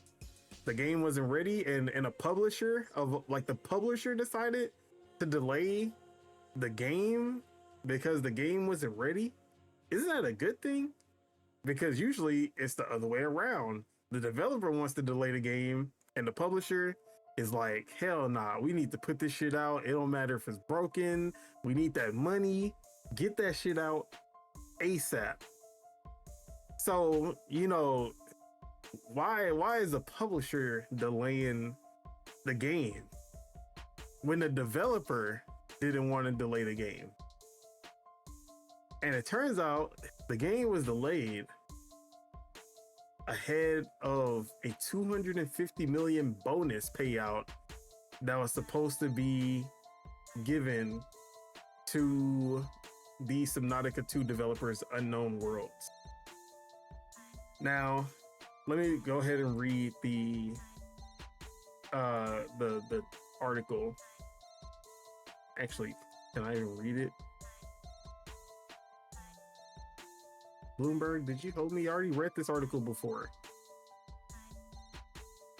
The Subnautica 2 one? Yeah, I think they locked me out now.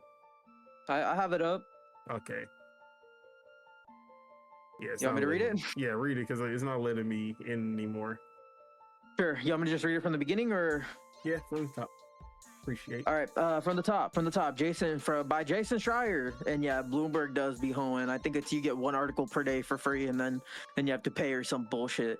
But yeah, Jason Schreier, South Korean video game publisher Krafton Inc. is delaying the release of highly anticipated survival game Subnautica 2 just months before it was due to pay a $250 million bonus to the development team. The second most wished for upcoming game on the PC platform Steam, Subnautica 2 was originally set to offer early access to players later this year. The schedule changed last week after Krafton pushed out the leadership of its Unknown Worlds entertainment studio, according to the people who asked to not be identified because they weren't authorized to talk to press. In a statement shared with Bloomberg News on Wednesday, Krafton said that the game has been delayed until 2026 due to feedback from early tests and is solely to improve its quality. Quote, "It was not influenced by any contractual or financial considerations," end quote, the company said. The first Subnautica, released in 2018, was a smash indie hit, selling more than 6 million copies. 3 years later, Krafton purchased Unknown Worlds at the enterprise value of $500 million and said that afterwards that a sequel was in the works. The sequel delay was against the wishes of the studio's former leadership, and according to the people, the $250 million bonus was due to kick in if Unknown Worlds hit a certain revenue target by the end of 2025, according to the purchase agreement, which was reviewed by Bloomberg. By delaying Subnautica 2 into next year, the company is unlikely to hit those targets, and therefore the employees may not be eligible for the payout, the people said. Hold on. Unknown World. I'll just keep on reading it. Unknown World's leadership planned to share the additional money with all the studio's employees, which number around 100. Staff who were at the company at the time of the acquisition were told that they were eligible for bonuses ranging from hundreds of thousands of dollars to even 7 figures, the people said. Last week, Krafton announced that it had fired Unknown Worlds founder Charlie Cleveland and Max McGuire, as well as Chief Executive Officer Ted Gill. It said Striking Distance Studio CEO Steve Papautis would take the role, overseeing the studio's overall management and creative direction. Krafton didn't say why it made a leadership change, but said in a press release that, quote, we owe our players nothing less than the best possible game as soon as possible, end quote. In a statement on social media several days later, Cleveland wrote that, quote, the events of this week have been quite a shock, end quote, and that Subnautica 2, quote, was ready for early access release, sorry. And, okay, we're almost done with this. On Thursday, Krafton issued another statement addressed to, quote, our 12 million fellow subnauts, end quote. The company said 90% of the $250 million payout was allocated to Unknown Worlds' 3 senior leaders. Krafton accused the executives of abandoning their responsibilities in order to work on other projects, including a film, leading to the delay of the game. Quote, we are deeply disappointed by former leadership's conduct, and above all, we feel profound betrayal by their failure to honor the trust placed in them by our fans, end quote, Krafton said. During a company town hall this week, Papautis told employees that Krafton didn't believe Subnautica 2 was ready to be released this year and that the delay was to add more content to the game. When asked whether Subnautica 2 was delayed so Krafton could avoid paying the $250 million bonus, Papautis said, I'm not even sure if I'm saying that right, but Papautis said that he was not familiar with the specifics of the contract. Quote, it's a good question and I would appreciate patience on this particular topic, end quote, Papautis said. According to the audio of the town hall reviewed by Bloomberg, he added that the specifics of the acquisition were, quote, beyond my current understanding of at the moment, end quote. Quote, the desire of Krafton is to have the very best version of Subnautica 2 available for its early access, end quote, he said. Another quote, while yes, the software that everybody worked on is in a great spot and it felt like, hey, we should launch this. That wasn't where both parties aligned around, end quote. He added that it's never been told to me that we're making this change specifically to impact any earned payout or anything like that. And that's it. So, after reading this story, how are you feeling about what's going on between Krafton, the leadership at Unknown Worlds, and then the staff, the developers at Unknown Worlds? Uh, yeah, morale must be low there too. Honestly, after reading this, especially now knowing that we all have the information available to us. I think the thing that sticks out to me was the like how the bonus payout was gonna be like spread out like in the field. Mm-hmm. That's wild. Like most of it's gonna go to 3 people, and then the rest of it's gonna be trickled out to the rest of the 100 developers or 97 at that point. Also the fact that he's off making like one of the main guys is off just making movies and shit, like that doesn't bode really that well for me. But who knows how much of a creative he is, you know, or how much hands-on he has on the project. But yeah, that's a not good on either side. It's Okay. also not good that Krafton is kind of snitching on their own employees, kind of like telling us they're like dirty laundry a little bit, you know. Okay. So you feel like it's like, do you feel like Crafton is at fault for like delaying the game, or do you think they were justified? Well, I mean, they got sued, right? Yes. I don't. I feel like maybe the game wasn't ready, but I do think that they were trying to save money. So I think it's 50-50. Somewhere in the gray area is what I'm assuming. Yeah. So let me add some context to what's been going on after that article came out. So Yeah. yes, the developers currently at Unknown Worlds are suing Crafton because of the situation that's going on. Yeah. With them delaying the game. And let me see. All right, so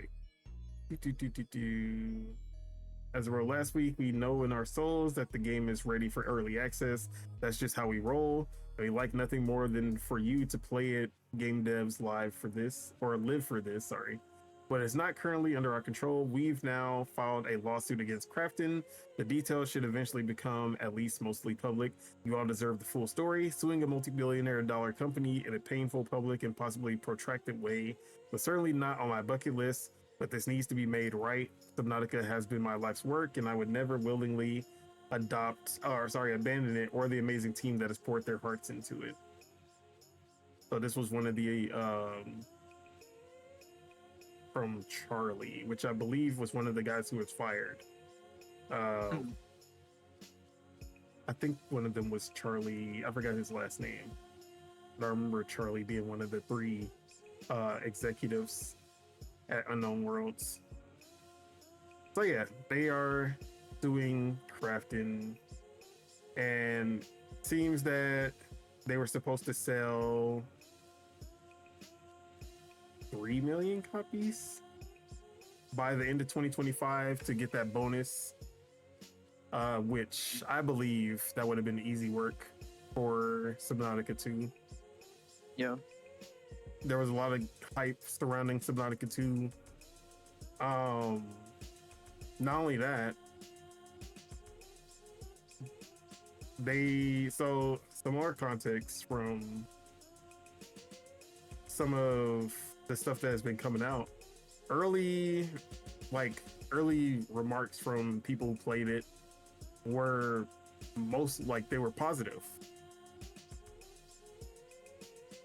So it wasn't like the game was poorly designed or it was buggy, because the sentiment from people who played it early were all generally positive. Mm. So Crafton keeps saying it's a content thing. There's not enough content, but it's an early access game.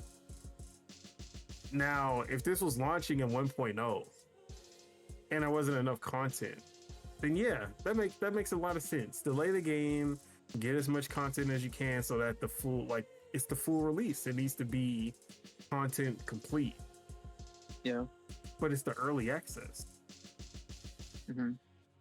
If they polished up all the content that they have And if the price was worth the content that they were dropping down day one, I don't understand what was the point of delaying it. Because let's say, oh, you have like 8 hours of content in the early access. Guess what? If you delay it for a year, let's say, it's gonna be the same content is gonna get added in that same time frame if it was out on early access or if you delayed it. And most people who sign up for early access know what they're getting themselves into. Like that's what I just don't understand. They don't gain any, like the publisher is not gaining anything from delaying this game besides not paying the $250 million bonus. Because like I said earlier, publishers hate delaying games. They will fight tooth and nail to make sure that that game is not delayed because they want to make their profit as soon as they can. If the publisher is delaying a game, there has to be an ulterior motive behind. If the developer wants to launch the game and the publisher says no, unless like you have someone like Phil Spencer and they play the game and they're just like, hell no. Like there's the like, which I don't think the head of Crafton is a Phil Spencer type. Who's gonna play a game and they can just feel that something is off. So I don't. But what makes me not believe, like, I understand the whole 90% of the money's going to the three executives at the top. Yeah. Honestly, that's like normal corporations. Like that's just how corporations work. 90% of the money goes to the top, not to the bottom usually. I mean, like this is the bonus at the bonus, which you can say yes, more money should be going to the bottom. I don't think, like, obviously that's something that should happen because it's not like these three got the game over the finish line by themselves. But I don't think that justifies Crafton firing them or anything like that. I doubt the one guy working on the movie, like them working on a movie project, has done so much harm to the game that, again, the developers themselves has said was ready for launch. Not the three executives. The developers are the ones out here say they came and gave this information to Jason Schreier. The developers, not the CEOs, not the executives, the developers. Which is why I'm gonna take the developer side 9 times out of 10. Sure. At the end of the day, if this was the three guys who got fired saying all this, I'd be like, it's 50-50. It can go either way. But the fact that the on the ground developers are defending them, defending the three, and defending that the game was ready to launch, that's enough for me to side with the three guys. And the developers were excited. They were like, yeah, we're getting hundreds of that, like we're getting 100,000 to 7-figure bonuses. Like they didn't say that like, oh, we're getting gypped out of the money. They were like they seemed happy about what they were getting. So I don't know. Like I'm 100% not on Crafton's side in this situation. I'm like 50. I'm 50-50 with the three CEOs. I don't think they should have got fired. Maybe I'll say 70-30 because I don't think they should have got fired. Like I think Crafton was definitely strong-arming that situation by doing that. But I'm 100% with the developers. Like obviously, I'm gonna take their side on this, and they said they were ready for launch. The game was getting high marks from people who got to play it early, and Crafton delayed the game, delaying or basically like cutting them out of the bonus that they were getting. And that is, they said it's not right, so I'm on their side. It's not right. Okay. Then I'll take that side too, for sure. But we did have yesterday, I believe, Crafton actually came out and extended the period. So Crafton is extending the bonus period for employees who worked on Subnautica 2 after pushing the game's release out next year. The former leadership group of developer Unknown Worlds has filed a complaint for breach of contract. So this was right after they got the lawsuit came out. Crafton just, out of the kindness of their heart, no ulterior motives, they extended the bonus period so that with the delay, they still have a chance to hit that $3 million or 3 million sold to get the bonus. Isn't that sweet of Crafton? Maybe, Crafton, it wasn't Crafton all along. They were always gonna do this. It was out of the kindness of their heart. They just waited a few days just to see what would happen, not because of a lawsuit at all. That's hella funny. So yeah, at least now it seems that the developers have a chance to get that bonus. Although the 3 executives that got fired, still that doesn't seem like it's going to be reversed. But the lawsuit for the breach of contract and everything is probably. I want to see how this is going to go. Pat, hey, what are you doing? Sorry, my cat is just being annoying as hell. You're good, bro. But you know what I don't like about, like, there's one nitpick. I feel like the little view counter on Lognet doesn't really track it doesn't like accurately like show the view count. I don't like that. It doesn't. Yeah, it fucking pisses me off because I looked at it on the website. I looked at the Is Starfield coming to PlayStation article, and I'm like, this should be doing good SEO wise. And I'm like, oh, it only has like 2 views on there. But I went to WordPress and I clicked it, and it has like almost 400 views already. Yeah, definitely. I've noticed that also. Hey, what are you doing? Everyone say hi to Lusa. Hey. Wait, there she is. Oh. She looked like she wants to sleep.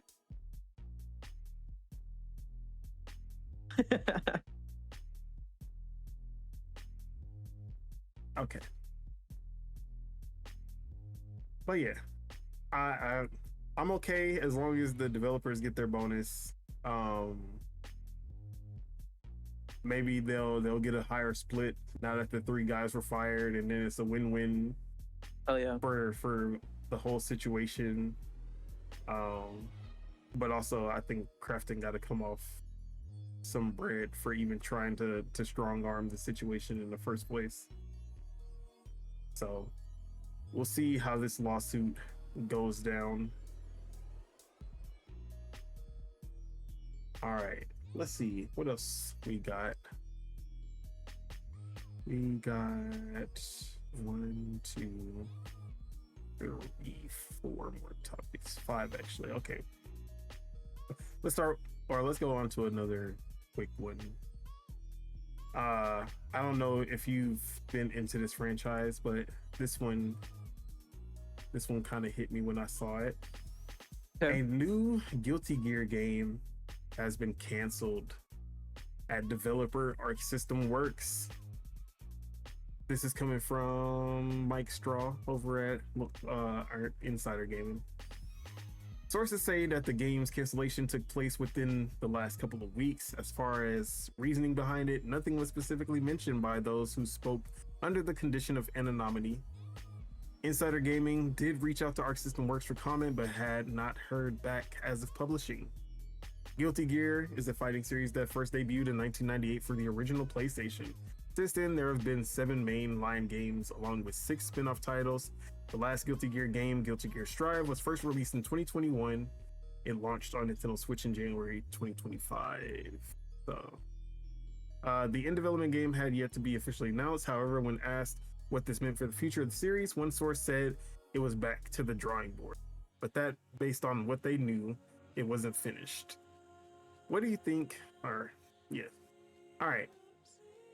So, Guilty Gear, bro. I thought we were gonna be close to a new one because Guilty Gear Strive came out in 2021. Now they have been working on a lot of other fighting games outside of their own IP. Like we know about Marvel Tokon Souls. Obviously, Dragon Ball Fighters was big for them. But it has seemed that their biggest games have not been their own IP lately. It has been their adaptations. Dragon Ball Fighters. I'm pretty sure Marvel Tokon Souls is gonna go crazy. Oh yeah. Now Guilty Gear Strive did good for a fighting game, but it's still not crazy numbers. Like, it's not doing Street Fighter 6 numbers, which even Street Fighter 6 is not doing as well as Street Fighter usually does. It's not doing Mortal Kombat numbers, and Mortal Kombat 1 isn't doing as well as previous Mortal Kombat games. So I kind of understand why it's back to the drawing board, because they probably do have, because they are now known as one of the greatest fighting game studios, they probably do have a lot of people knocking at their door, including possibly Nintendo, that want them to utilize their IP. Is Arc System Works gonna end up like Insomniac, where they gotta put their own IP to the back burner because they just do these other IP and franchises so well that, and they make so much more money off of it, that it's like, what's the point of even doing our own IP?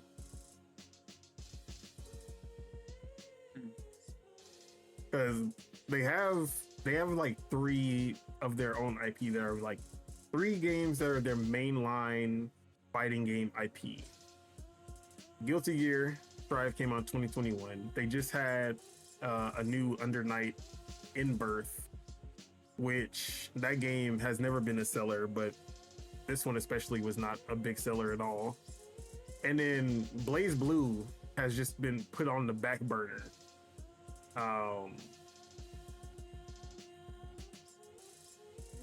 And I don't think they have, like, if they're working on all these other IP and franchises and adaptations, I don't think they have the capacity to work on those 3 as well. I think Blaze Blue has kind of been put on the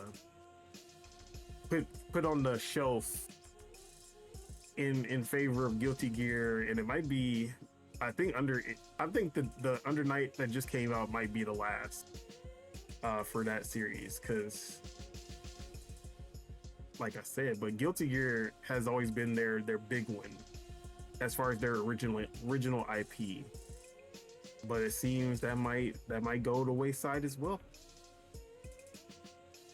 And I'm like, as much as I would hate to see Guilty Gear go away, if that means we get more Marvel fighting, Tokon Fighting Souls, more Dragon Ball Fighters, more whatever thing they got going on with Nintendo, honestly, it might not be that bad. And I feel blasphemous for even saying it, but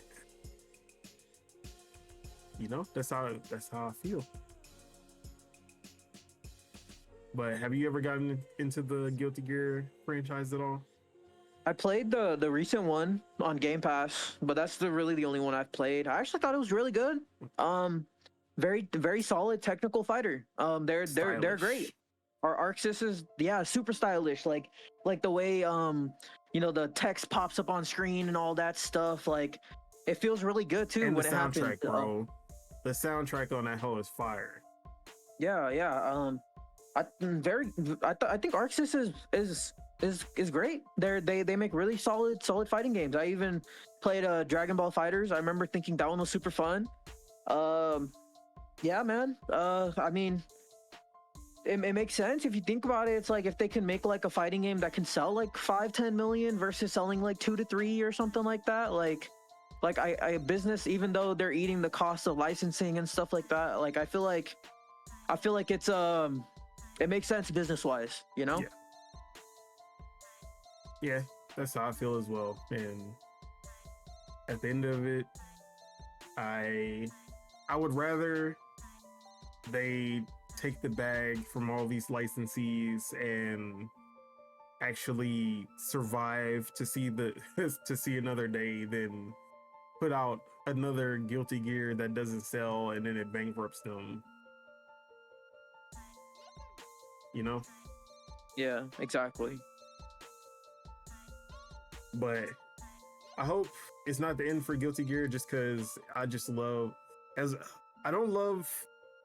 like, I've never been a fan of the newer Guilty Gears as far as how they play, but I've always loved the style, the music, the character designs and the characters, the story, everything about it except for how it plays. And that's why I always end up getting Guilty Gear, and then I'm like, it doesn't play how I want it to play, but I can't, like, I still love this just because of what it is. Like, I won't play competitively, but I love going through the story mode. I feel you. But yeah, hopefully this isn't the last that we hear of Guilty Gear and Soul Bad Guy, who is actually the good guy. Spoiler. What do you think is gonna be like the next big fighting game to be announced? Like, you think it's gonna be like a Mortal Kombat or Injustice or something? No. No? It's gonna be Smash. Okay, like maybe after Kirby comes out? That'd be sick. That'd be sick. Like a little tease. Okay, I could be with that. Bro, I can't wait for the rollout for the next Smash. No game has ever had a better rollout than Super Smash Bros. Ultimate.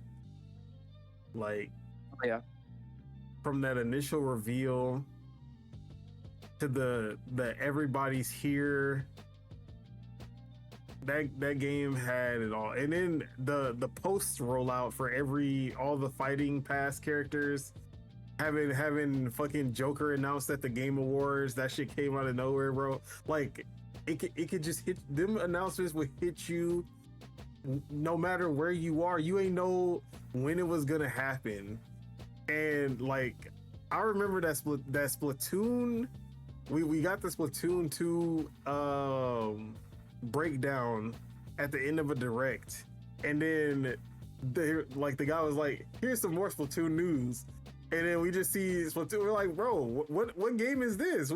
Like, we literally just got Splatoon 2. What else could you possibly be showing for Splatoon? And then when you see the fucking Smash Ball in the, oh my god, that is one of the greatest reveal trailers of all time. Will never be topped, bro. The surprise factor in that was like unmatched. Like, Capcom, they was trying to get to that level with that Resident Evil 9 reveal. But I still think Smash, they got that. But yeah, I think Smash is the next big fighting game within 2 years. Got it. Okay. Which I think, I mean, if anything, I do think there will be something else. I think NetherRealms will have something out soonish. And then I'm trying to think I don't think Bandai is gonna put out anything big anytime soon, like a Soul Calibur or anything.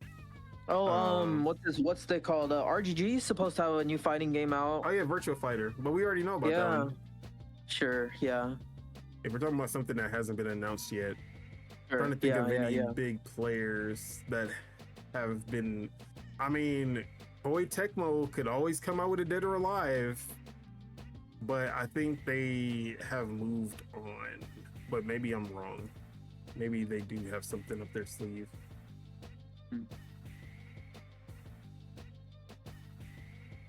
Bro, yeah, bro.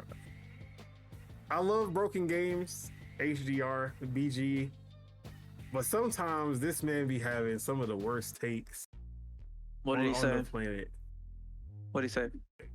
This man said, so after the Donkey Kong Bananza reviews came out, this man gonna say, I always said 3D Donkey Kong over 3D Mario. Motherfucker, there was only one 3D Donkey Kong game before Bananza. And if you say that DK60, which he did double down and say DK64 is better than any 3D Mario game. And I was like, yeah, bro, sometimes you gotta keep some of these takes to yourself. Some of these might actually put you in an asylum. Cause there is no way you play Donkey Kong 64 and you say, yeah, this is better than Mario 64, this is better than Sunshine, better than Galaxy 2, 3D World. Like, come on, bro. Don't play with me. I can respect his take about 2D Mario games being better than 3D Mario games. That's a preference thing that I can see why someone would say that the 2D Mario games are better.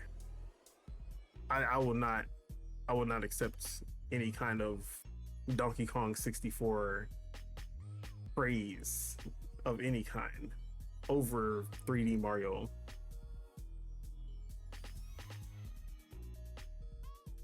But I just saw that. I've never played a 3D Donkey Kong, so I have no comparison. But I mean, it's old now. But when it comes to NSO, I want you to play it. Okay. Because I want to see your reaction to it. Gotcha. And I know it's not gonna on be there yet? Not yet, but it was kind of leaked in the Switch 2 trailer for the N64. Okay. So I want you to play it just because I want to see how you react to it. And I know like it being older is gonna feel kind of bad because of that.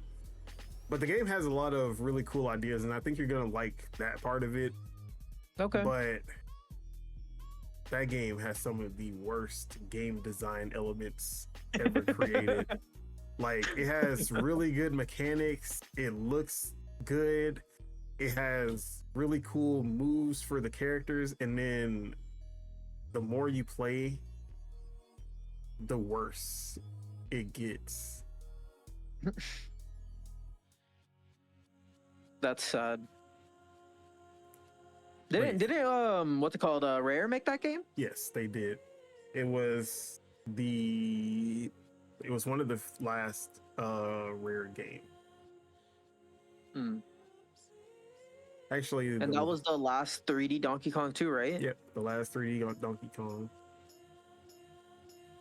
Fuck. Bro, I'm so hyped for DK Bananza, bro. Dude, did you see the image of them comparing the Switch 1 version of the game to the Switch 2? Bro, the Switch 1 looked like ass, bro. I was like, what is that? Bro. Nah, it looked bad, bro. It did not look bad. It looked bad, okay. Bro. It looked like a Switch game. Like, it didn't look, probably at 30 FPS. It didn't look that much off from Super Mario Odyssey. Nah, it looked like bad. Compared to the Switch 2, where you saw all the foliage, the fucking god rays, and all types of shit. Obviously, it looks bad. But if we were to just like Switch 2 didn't exist, and we saw that game, we were like, bro, this shit looks crazy. Yeah, but think about how it would run, though. Yeah, I'm pretty sure it would run like ass, of course. But we would have been like, it's the Switch, though. Just like Tears of the Kingdom and Breath of the Wild, we would have been like, you know what, 25, like dropping down to 25 every now and then. I'm okay with that. Did you read any of the technical details of DK? Yes. So I did. I'm reading them right now. Yeah. I watched a little bit of. Yes, that was crazy to see that they are not using DLSS; they're using FSR1. But I guess it's because they never updated the Super Mario Odyssey engine that they were using. To use DLSS, huh? Yeah. Which okay. I think it's because they were trying to make the launch of the Switch 2, and they didn't want to delay to get it, which I can understand. But yeah, man, let's go ahead and move on to. So this is a follow-up on a topic that we talked about last week or the week before. Can't remember. Yep. But we talked about college basketball returning for EA and then also 2K as well. And I think it was actually one of us who suggested that maybe 2K was just going to add it as DLC. I think it was you. Yeah, it was you. And guess what? 2K Sports wanted to add college basketball to NBA 2K as DLC. Isn't that crazy? So this is also coming from Mike Straw over at Insider Gaming, where it goes on to say Take-Two Interactive and 2K Sports want college basketball involved in its NBA 2K franchise.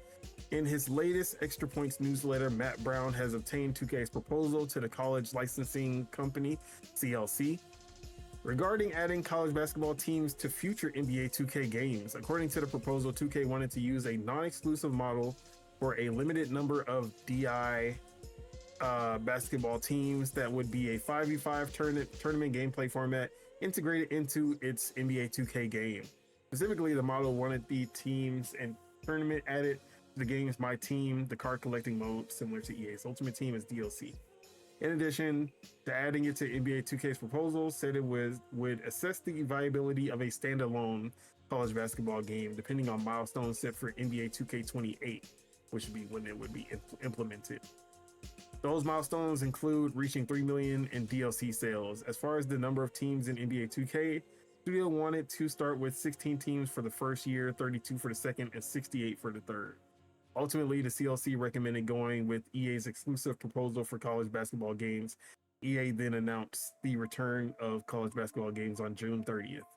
Insider Gaming's Mike Straw first reported both EA's and 2K's interest in college basketball back in December.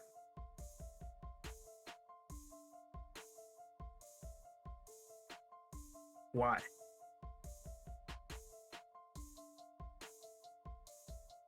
Because that's how they do it for WNBA. So yeah, but WNBA doesn't have enough pool for its own game.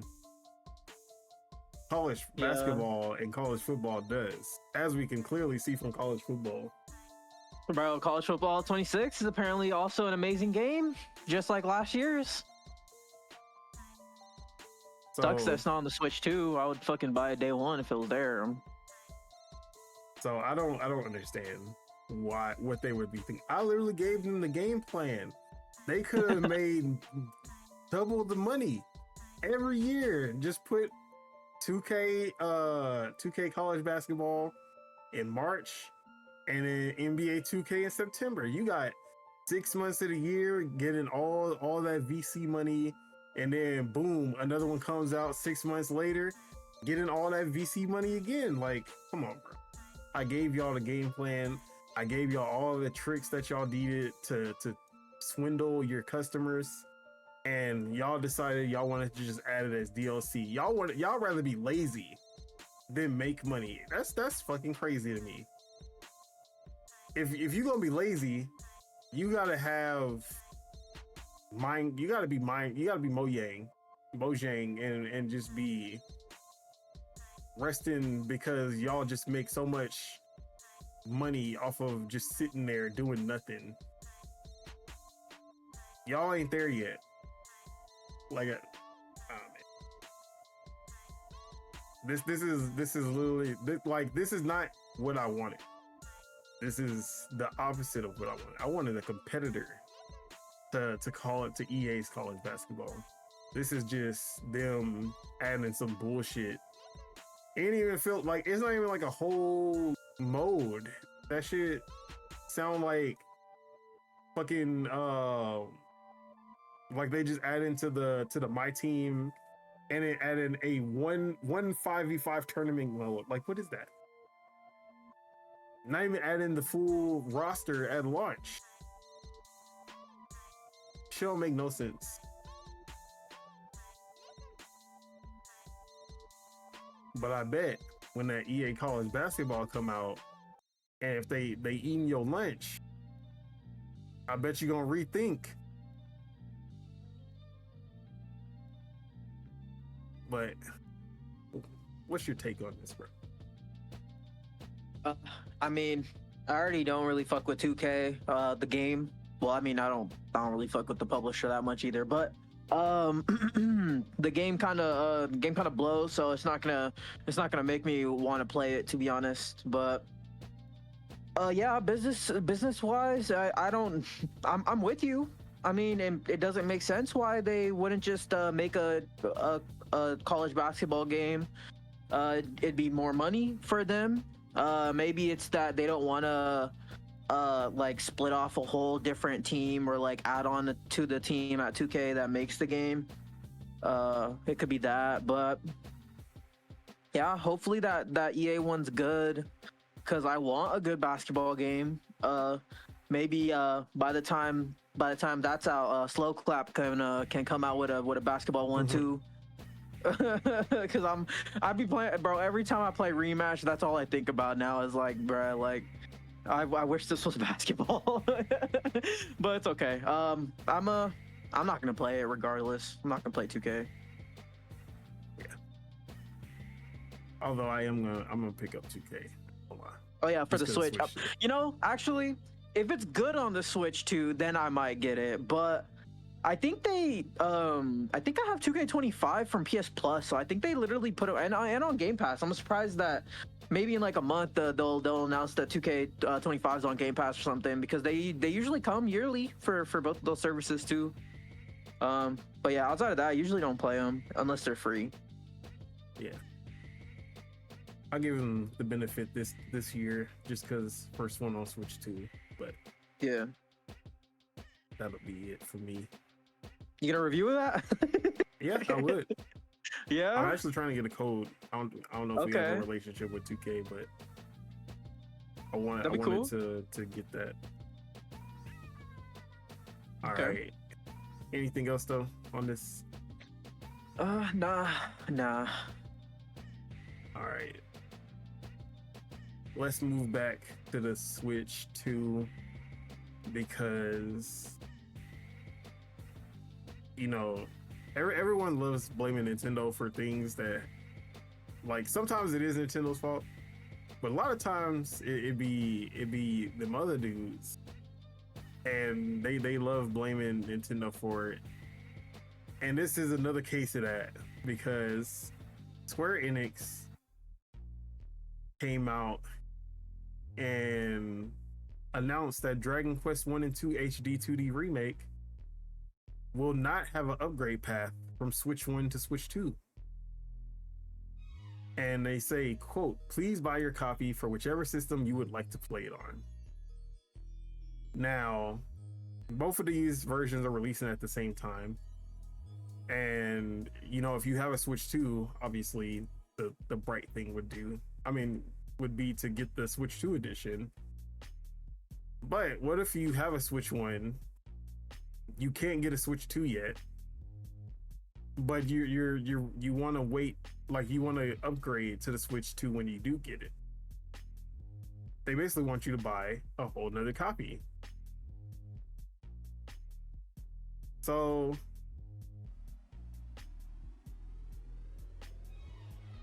and obviously a lot of people were upset about this, but for whatever reason they were saying, Nintendo, why would you do this? If I'm over here like, bro, what the fuck are y'all talking about? This literally has nothing to do with Nintendo.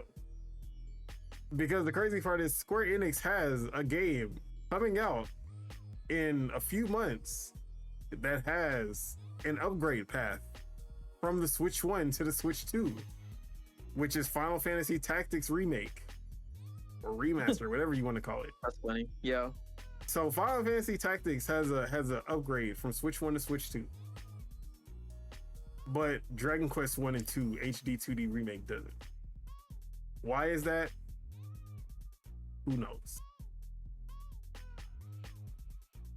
But this is the same thing that happened with Sonic X Shadow Generations for the Switch 2.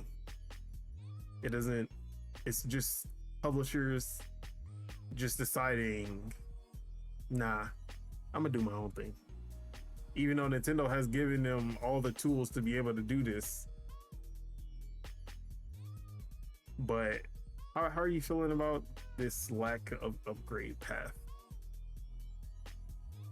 Yeah, I mean, you know, they want money. That's all they care about. But I feel like it is a little bit on Nintendo because they could have like mandated it. Maybe they could have been like nobody has mandated this though. I thought PlayStation and Xbox did. No, because remember, there were games out. There were games opting out of smart delivery. I remember that at the launch of the Xbox, there were a bunch of I shouldn't say a bunch. It was like two publishers that were opting out of doing smart delivery for the Xbox. EA was one of them, and I think Activision might have been. No. It wasn't Activision. It must have been, actually, no, I think Call of Duty was a one that didn't have smart delivery, because I have a couple of the Call of Duty games on Xbox, like I own them, and there's two separate boxes for. Yeah, that was it. For those. And you can't upgrade once you get the Xbox One version, you can't upgrade to the Series X. You can play it on there, obviously, but you won't get any of the benefits of the Series X.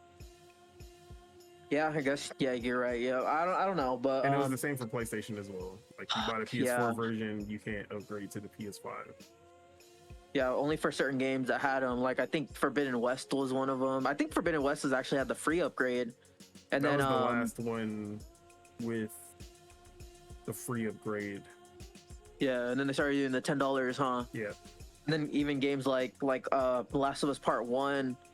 Like if you have remastered, you can't even get a $10 upgrade for that. It's just you have to just buy it. Yeah, man, I don't know. It sucks. Like some developers are good about it. Like the Deltarune, the Deltarune developers. I bought Deltarune on Switch 2, and I could download the Switch 1 version for free. Yep. So they and like I said, got that thing going. Like when I set up my Switch 2. Hogwarts Legacy, it was downloading the Switch 1 version, but then it realized that I had the Switch 2, and it started downloading the Switch 2 version instead. So it has some kind of smart delivery type of functionality there. It's there. It's up to developers to actually use it though. Yeah. So at the end of the day, Square and Sega being the two that I know. Oh, and Konami too, because I don't think not Aiden Chronicles, the Suikoden, I don't even think that has the upgrade path. Yep.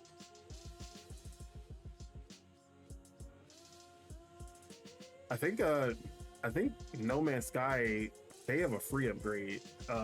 They don't even charge for upgrading to the Switch 2 version. So yeah. There's all types out there. It's up to the developer to decide what they want to do. They got level 5 doing the $2.49, right? Yeah, $2.39 for whatever reason. They're like, we just want to make up for the effort that we put into making it 60 FPS, so that was it.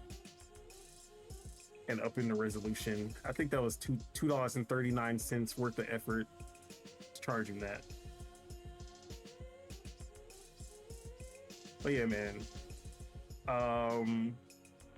It's bullshit, bro. Honestly, like, I understand that both of these are coming out at the same time, but not everybody who wants a Switch 2 will have a Switch 2 by the time this game comes out. And if I didn't have a Switch 2 and I bought it on Switch 1, I'm over here like, all right, finally got my Switch 2 3 months later. I'm gonna finally finish one Dragon Quest on here, and I'm still playing at 30 FPS on some bullshit. Like, come on. Just do the right thing, bro.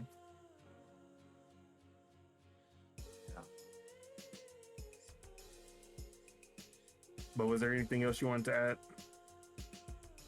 Nah, other than yeah, just try to do the right thing, you know? Like give us the free upgrade or yeah. Because even for the Switch 2 games that are on like key cards or like have the little text at the bottom, it's like physically like I don't want that one if it has all that text at the bottom. Like I'm gonna get like for Legends of, if I do get physically, I'm gonna get it on the Switch 1 and then just upgrade it, you know? So it's like even then, like yeah. I always thought that text was gonna, like, it was just for show when you buy it on the, like when you're looking at it on websites and stuff. Yeah. And then I didn't think that they were actually gonna put all that nasty shit down there. Yeah, dude, it makes the box arts look so bad because, and the funny thing is, like the Switch 2 like red boxes are nice. Like they're actually like they look like they'd be cool to collect. But I digress. Yeah. All right, we got 2 more topics left. Let's talk about some rumors about the upcoming Nintendo Direct. Sure.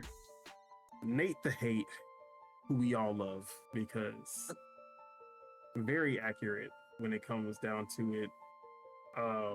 One of the best insiders, leakers, I don't know what to call them, out there. And especially when it comes to Nintendo Directs, usually when he says a Nintendo Direct is coming, it's coming. Yeah. He was right about the Switch 2 reveal, remember? Yep. And Nate the Hate has spoken. And because of that, you might as well just say, oh yeah, it's confirmed. And he goes ahead and says that there is a Nintendo Direct in July after the release of Donkey Kong Bonanza. Oh yeah. Now, does that mean it's gonna be the same week as the Pokemon Presents? Oh, which that has happened before. Next week, right? Yep. That's happening like on the 19th or something? On the 22nd. 22nd. And this wouldn't be the first time we got a Direct and a Pokemon Presents in the same week. Which would be great to see. But I could also see it going into the week after. Just to give that Pokemon Presents and Donkey Kong Bonanza some time to breathe. But either way, July, I think it's a guarantee that it's coming this month. So now we can get into speculation mode. Yes, sir. What are we looking? What's on the horizon? I'm expecting a lot of third party. And a lot I think it's going to be a third party Direct, right? I think it's going to be both because obviously they have to give dates for stuff like Metro Prime, sure. Stuff like that, Kirby Air Riders. Sure. Mm-hmm. They have to show the gameplay off for that game. Well, yeah, and show gameplay off for Kirby Air Riders. Their big holiday game. Mm-hmm. So yeah, what are some of the games you're expecting, either from third parties, first party? Yeah, I'm excited for it, regardless of if it's like old shit that we already have on other platforms, like Elden Ring. Like I'm actually super excited to see how that game runs on the Switch 2. See if they got like a 40 Yeah, hopefully better than that initial trailer. Yeah, exactly. Hopefully they got like a 40 FPS mode or something in there. That'd be cool. Hades 2, of course. Super hyped for that still. I think honestly, they're gonna keep the Yakuza train rolling. They'll probably announce another, like, either if they're porting over like a Dragon, or maybe they got Kiwami 2 or something like that coming over. I think it's gonna be something Yakuza. Kiwami's already on the Switch 1, but it needs an update. Kiwami 2. Yeah, I was gonna say it needs an upgrade. Yeah, because it's just a Switch 1 version of it, right? Yep. Yeah, maybe they could update that, and then they could put Kiwami 2. Maybe they'll just do like what they did for Xbox, where it's like the rest of the Yakuza games are there. Like they could be like, you're getting Kiwami 2, 3, 4, 5 remastered, 6, fucking like a Dragon, Infinite Wealth. They just put them all. That'd be a nice little moment there for sure. Final Fantasy. Maybe they show off 7 again or something. I don't know. Yeah. Maybe they announce Rebirth this time. I don't think we get Rebirth before the release of Remake, but I think we might get a date. Okay. What else? As for new stuff, maybe Call of Duty. Maybe it's teased here potentially. I'm thinking. Go for it. All the Xbox games that I think they've been holding off for the Switch 2.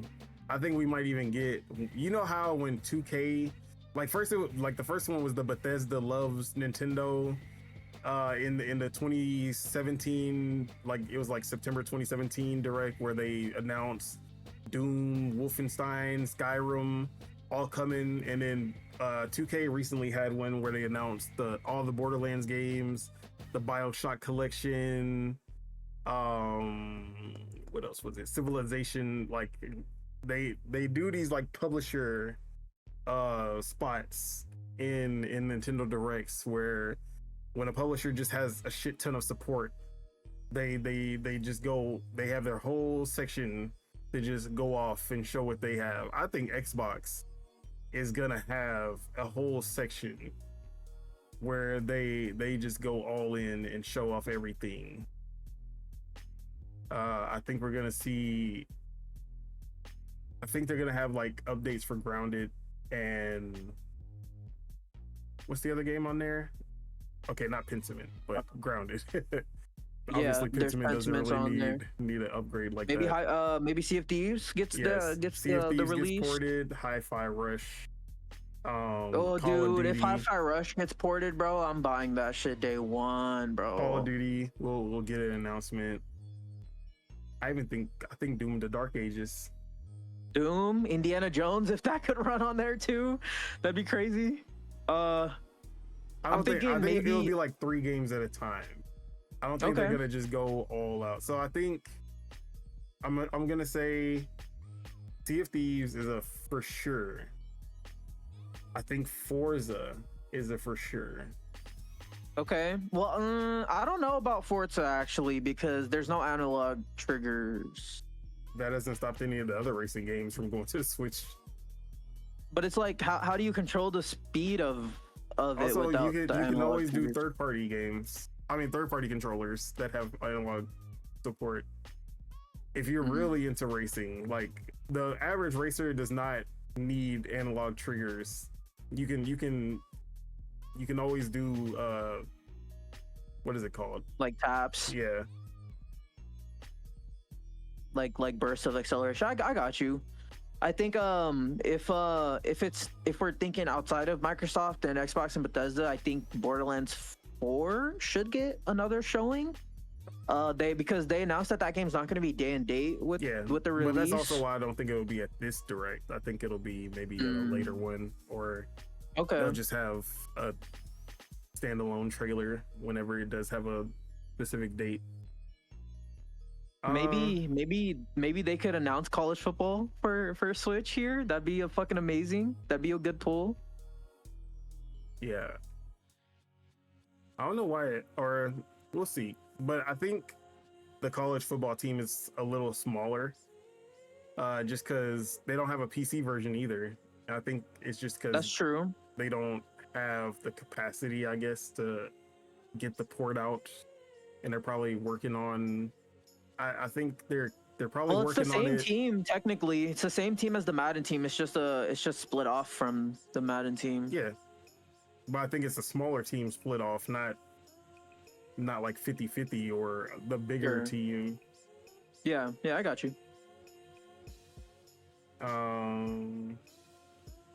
But I think it'll happen eventually. I just don't think it's gonna be this year's version.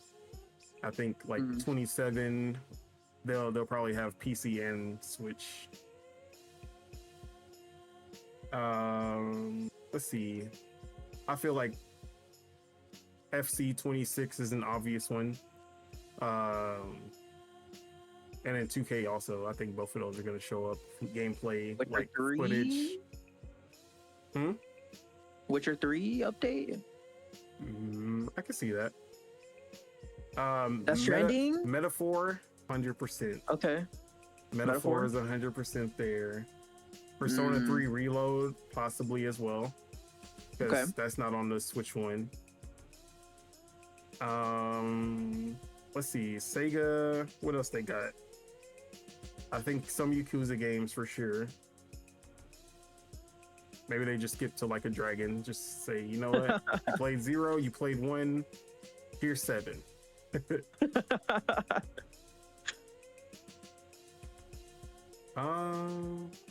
Third party.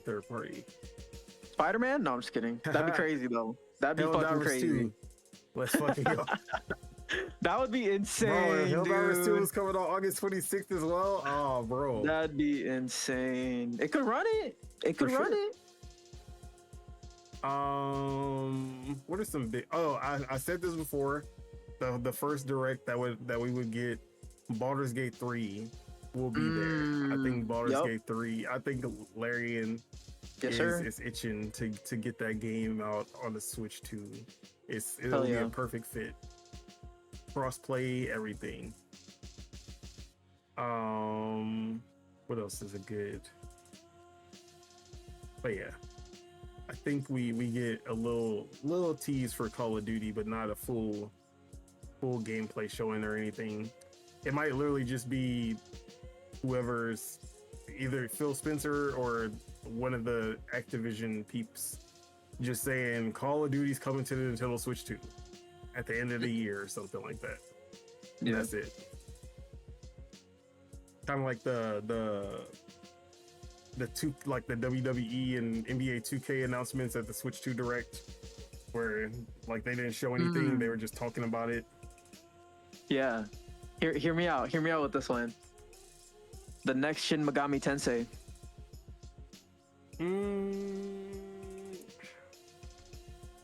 I don't know if it's time. You don't think so? I don't know, man. I feel like they don't care if they announce those games like 5 years in advance or some bullshit. Like, yeah, I know they did announce Shin Megami Tensei 5 like literally 6 years in advance, but I don't know. I feel like they want to hold off a little bit. Okay. Just because Atlas has been a little bit more close to the vest now.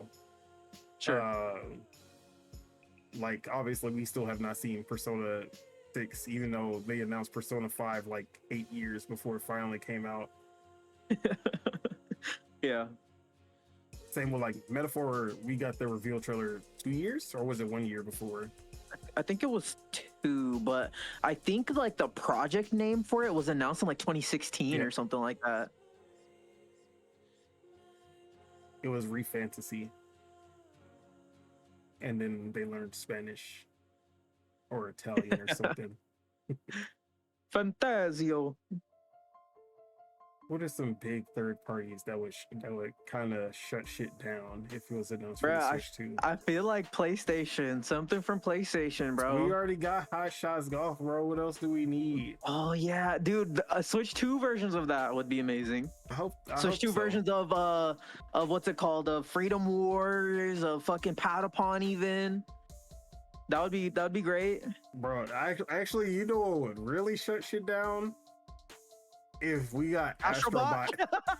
if Astro Bot came to the Switch 2, oh, bro, the salt would be so crazy.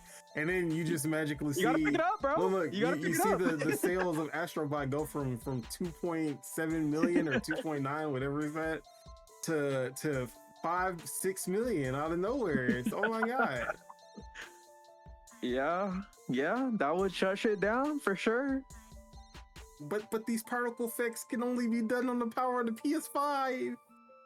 Look at all the apples. That's hella funny. Red Dead Redemption 2. I think that's gonna be there. RDR, yes sir. And then after they announce RDR 2, they're gonna show GTA 6 is also coming. And then I'm gonna go. And the last announcement from Rockstar.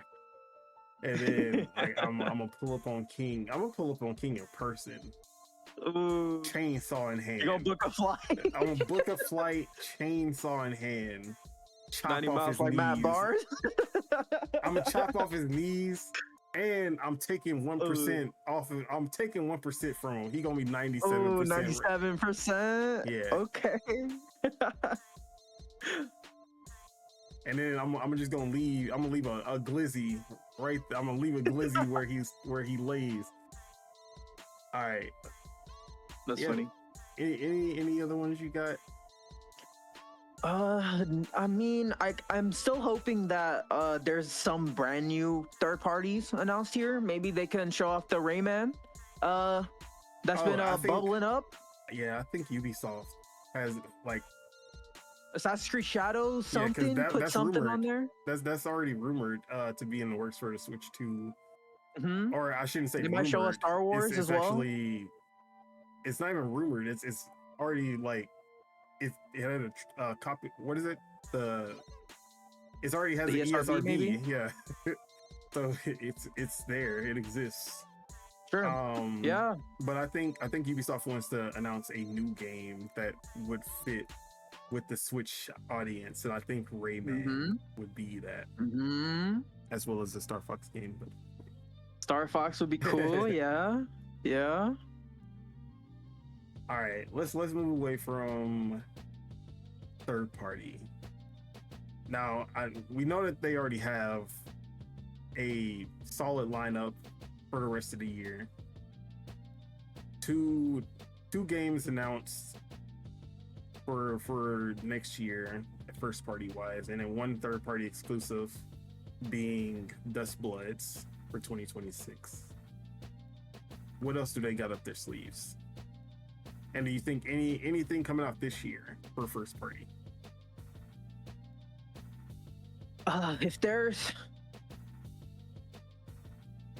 I feel like, I don't know why, I think September might be where they announced this, but maybe it could be here as well, like Switch 2 updates for stuff, for like the Mario, Mario Wonder maybe can get a Switch 2 update. I don't know why I'm thinking that might be here, maybe not, but I feel like they'll announce some Switch 2 updates here. Maybe it could be Xenoblade, maybe, I don't know, we'll see. I would hope. But I don't think it's gonna be anything new though. I think they have one new game coming out this year, but I don't think it's going to be a big game. Like some people think that they have some kind of big holiday game that hasn't been announced. I just don't see that being the case. But I think they do have a smaller title of some kind. I don't know if it's by who or from like what franchise, but I think they are cooking something a little smaller. Okay. Maybe a Yoshi or something like that. A Yoshi would be nice. For sure. But I do see another like slew of Switch 2 updates that could be similar to they could do it like how they do the NSO announcements. And just like here's our new wave of Switch 2 upgrades that are coming.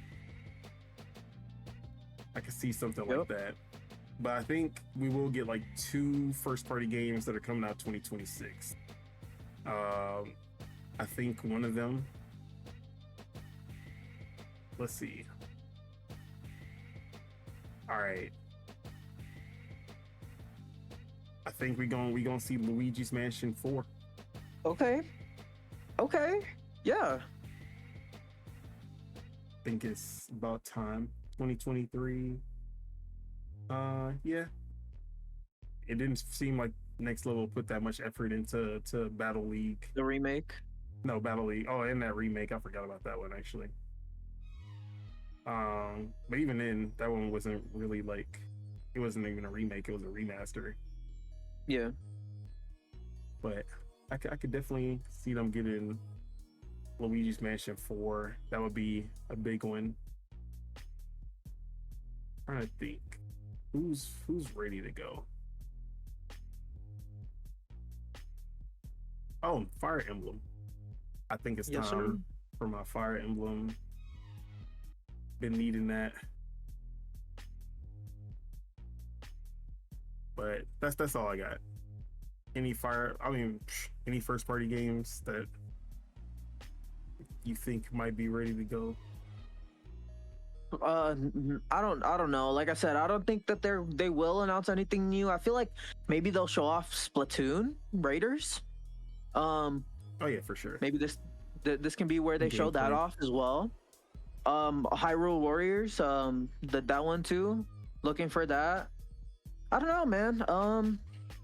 They could tease something crazy for sure. Like you said, like a Luigi's Mansion, maybe like an Animal Crossing or something. Yeah, or maybe something for Mario. Maybe they can tease like, oh, we have something cooking up. Tune in September when we announce it or something like that. I don't know, but I feel like something's coming for Mario though. I'm looking right now. Oh, actually, right? Okay, Grezzo was the one who did the Luigi's Mansion HD. Oh, okay. Yeah, so that was not what's it called? Good Feel. Got it. And I think we see one other third party of first party game done by a third party. I don't know what it's gonna be, but I just feel it coming. I'm looking through the list that you have. Like okay, yeah. Yeah, let's look through it. Actually, I didn't even think of that. Let me see. But right now, I think those are the only ones.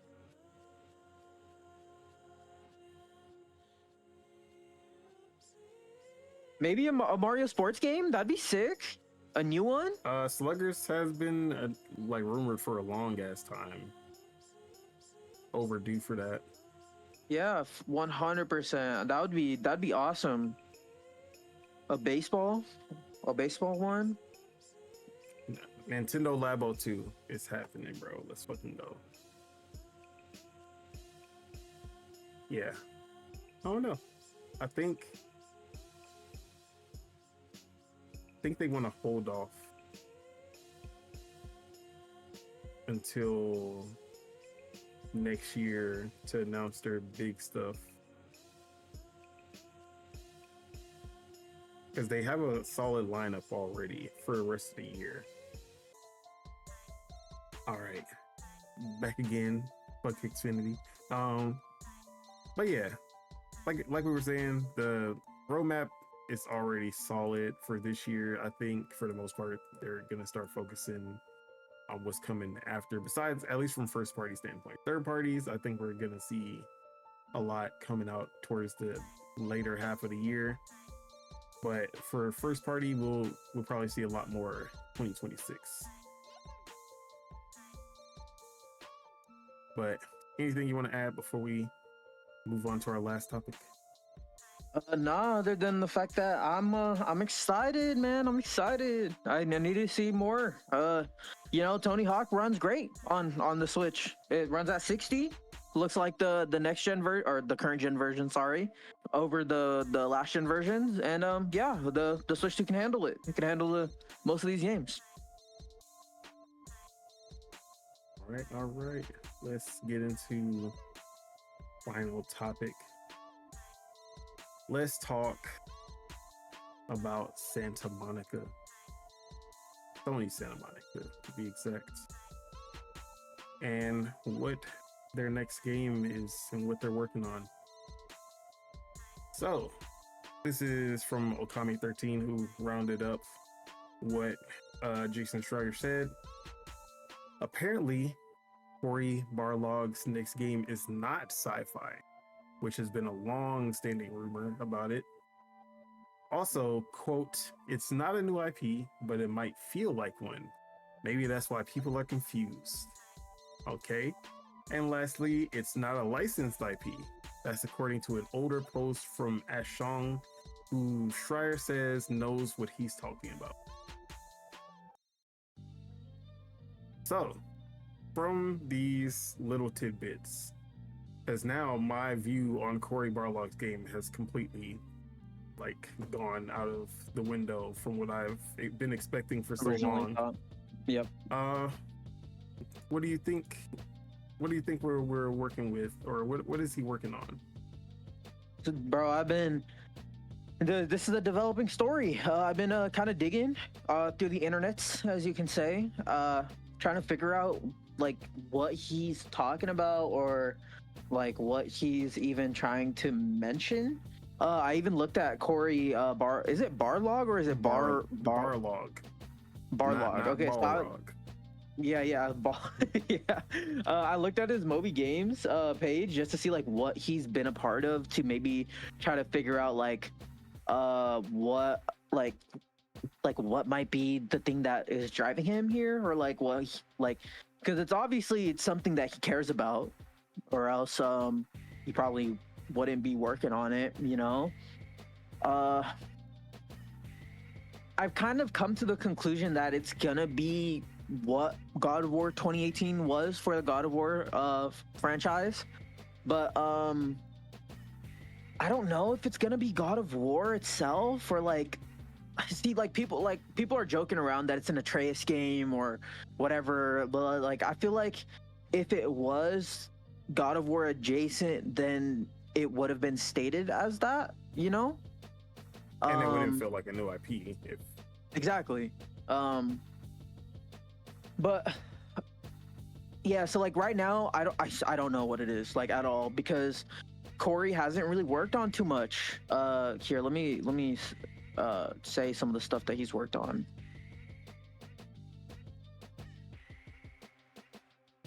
His creative director, he was the lead animator on freaking some of the X-Men games back in the day. He worked on Happy Feet. He was a creative director on Happy Feet. This game called Happy Feet. Happy Feet the movie or Happy Feet the game? No, Happy Feet 2, the video game. Okay.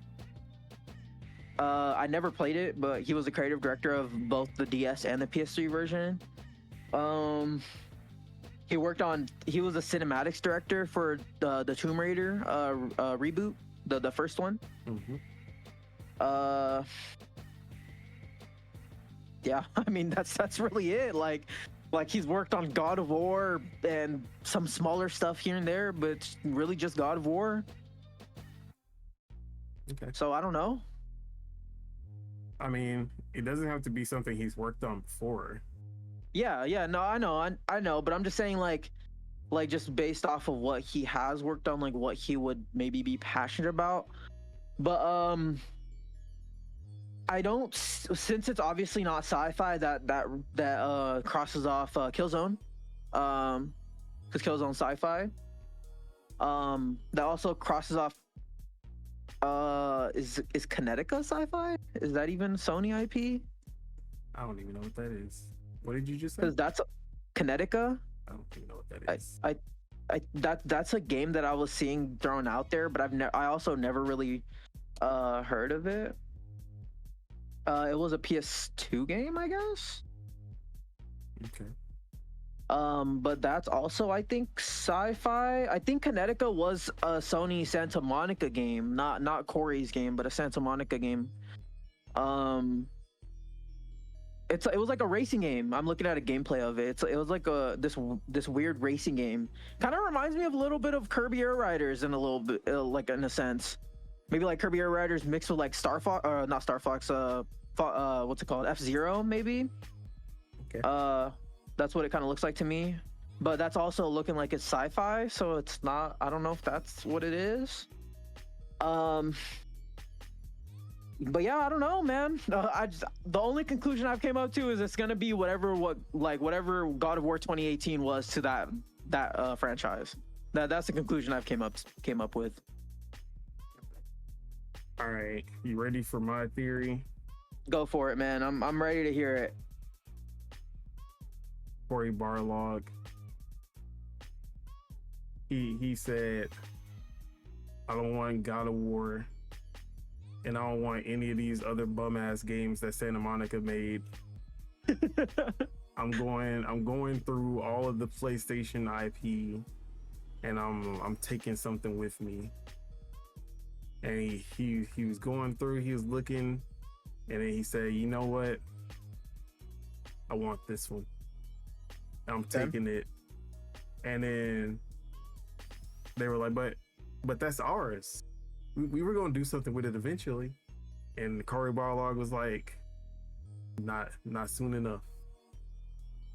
And what the hell is going on? Bruh. Hold on. Yeah, go check it out. Yeah, go check it out for sure.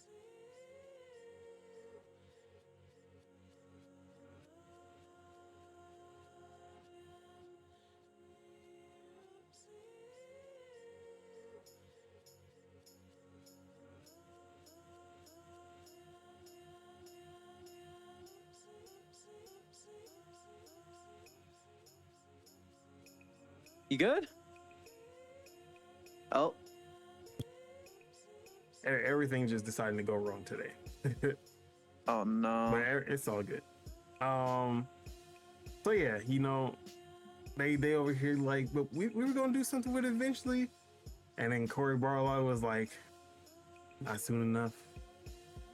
and Cory Barlog said, give me that shit. You ain't using it. And that shit.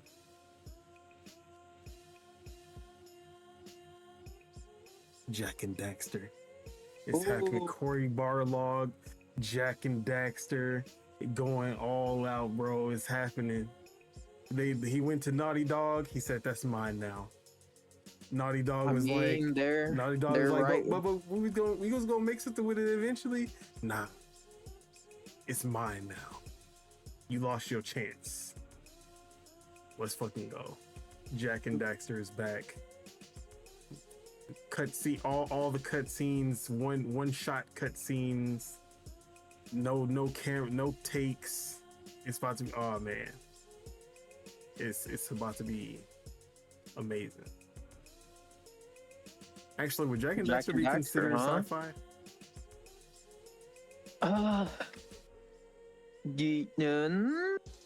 Maybe. Has a little bit of sci-fi elements to it. Kind of does, yeah, but I wouldn't say it's. Yeah, I wouldn't say it's the genre of sci-fi. I don't know. I would because I would kind of consider Ratchet also sci-fi. Yeah, Ratchet I would say is 100% sci-fi. And I would say Jack and Daxter is like a one step below that, maybe. All right, let's try this again. So Barlog, Cooper. Barlog comes into the office and he's like, that IP that you're not using, that's mine now. Uncharted. And he walks into the office and he's expecting resistance, but there's no one there. And he's like, oh wait, I forgot. This studio was already closed down. And then he takes the IP. He says, this is mine now. Shadow of the Colossus 2.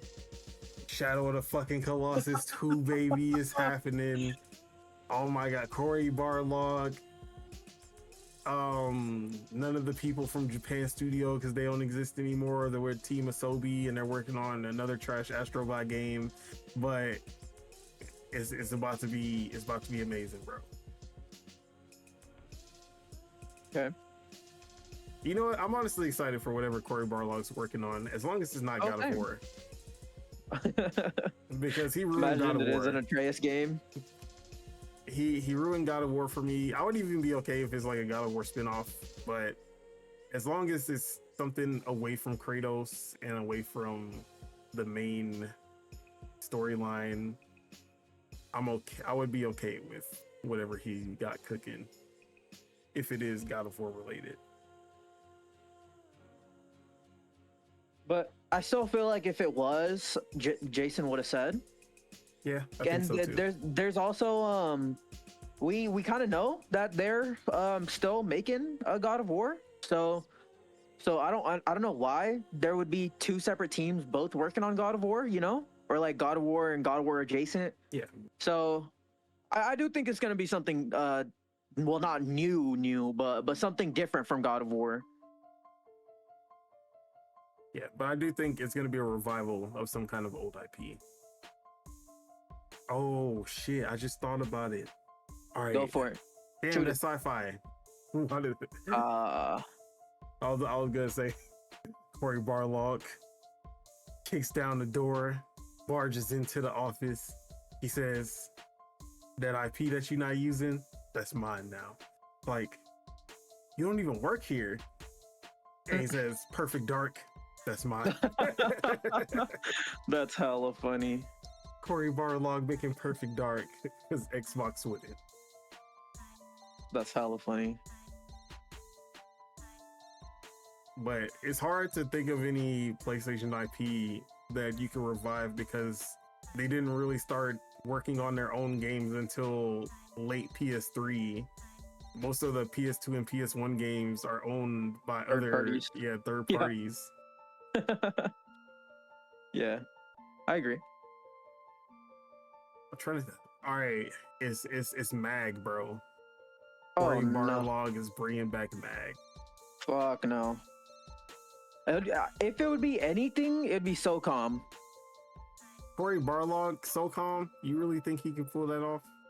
Well, SOCOM's a bigger name than MAG. Massive action game. That name is just so funny to me. What if he went to Insomniac, took Resistance? Resistance is sci-fi. You right. Yeah, bro. That's why I'm like kind of mad. Like, bro, Jason, if you know what it is, just say it, bro. Come on, like. All right. Like, why you gotta tease us like that? We know Sucker Punch ain't making an Infamous anytime soon. Can that be considered sci-fi? Nah. That's modern. He's making Crash Bandicoot now. That'd be crazy. Bro. Oh, you would hate that, actually. I would hate now that that. I'm thinking about it, you would fucking hate that. Whatever he's working on, I'm gonna laugh if it's just like the most obscure nonsense that has nothing to do with what Cory Barlog did with God of War, and if people are just like, bro, ain't no fucking way we were waiting on this shit. Journey 2.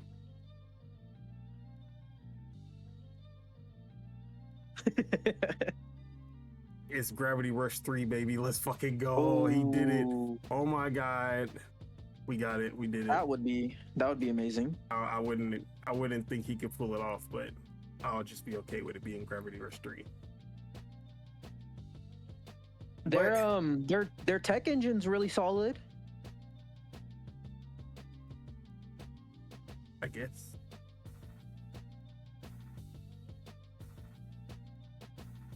But yeah, it's fun to speculate because it's something we don't really get to do with with PlayStation a lot because they do not, at least for this generation, they just been making the same sequels for all of their PS4 games and remakes of their PS4 games and PS3 games. Yep. So Not it's much to speculate on. fun to speculate about a new or revive something for once. But whatever it is, I'm actually kind of excited about it just to see what the hell it is. So I'm actually kind of disappointed that it's not a sci-fi game because I love sci-fi and I feel like for a while we really weren't getting a lot of it, but now it feels like we actually are. We're getting a ton of it now. Yeah. But hopefully whatever it is, it's on the level of God of War 2018. Even though I don't personally like that game, I understand why it was as big as it was. But anything you wanted to add anything you want to add to this topic before we wrap up the show? Nothing other than I hope our boy Jason S, he comes out, says some more information so I can have more of a report to write up about. but yeah, I'm excited to see what this is. Hopefully they announce it soon. It seems like they could be gearing up for it. Maybe. Yep. Maybe. We'll see. Maybe a Game Awards announcement would be crazy. Maybe that's their one thing that they give Jeff this year. I can see that. I think if Jason Schreier knows more than he's actually putting on, it might be closer to launch than we think. Sure. But with that, that is it. That is all we have for you guys today. Thank you all for tuning in, and to all the people in the chat leaving comments. We do appreciate the support. Make sure you guys hit that like because we love you guys and it helps us grow this channel. If you're not subscribed and you enjoyed the show, make sure you guys hit that subscribe button so you can stay updated for when Dual-Wield premieres. Subegos, appreciate you for pulling up and for putting up with all the damn internet issues. Where can we find you and what you got going on? Yeah, I mean, you guys can find me on Lognet. Always, I'm there pretty regularly this month. Putting out a lot of stuff. I just put out an article about Starfield coming to PlayStation, which I'm actually kind of excited about because I think it will give that game a second chance. Maybe people will be more kinder to it as well. Especially because it's a good game. It's a good game. But yeah, I've been doing a lot of stuff on Lognet. I am not streaming, but I want to stream. So someday, soon, hopefully, if you guys do want to see or when I talk about streaming or when I post, I do post it on Twitter. For the most part, I always tweet my links. So on Twitter, I Subeg Dual-Wield. If you guys want to check me out there, I'm on Instagram as well. Same tag, at Subeg Dual-Wield. Check me out here on the pod. Would love some questions maybe. If audience members can write us some cues, that'd be sick. Yeah. That's really it. Lognet here, Twitter, Twitch sometimes, YouTube very rarely right now, but we'll see. But yeah. All right. As for myself, you can find me on Twitter at PastaFeet F3ET. You can find me on twitch.tv/DonSolo SOLOW. But of course, you can find me right here on YouTube, where not only are we doing Dual-Wield Gaming Podcast every Thursday, Project Entitled Gaming Podcast live every Saturday. As for what else I got cooking, check out Lognet, where I will be having a bunch of stuff coming up in the next 2 weeks or so. So make sure you check out that. Other than that, not really much going on that I can talk about at least. Sure. But yeah, any last words, final words for the people before we get out of here? Other than, just keep on keeping on. DK comes out, play some games. Fucking Game Pass is going crazy. There's some good stuff on PlayStation Plus this month as well for the one time. Yeah, so, I was like, man, Yes, Plus actually killed it this month for once. Yeah, And then yeah, I saw what Game Pass had, and I was like, oh, but they ain't killing it like this.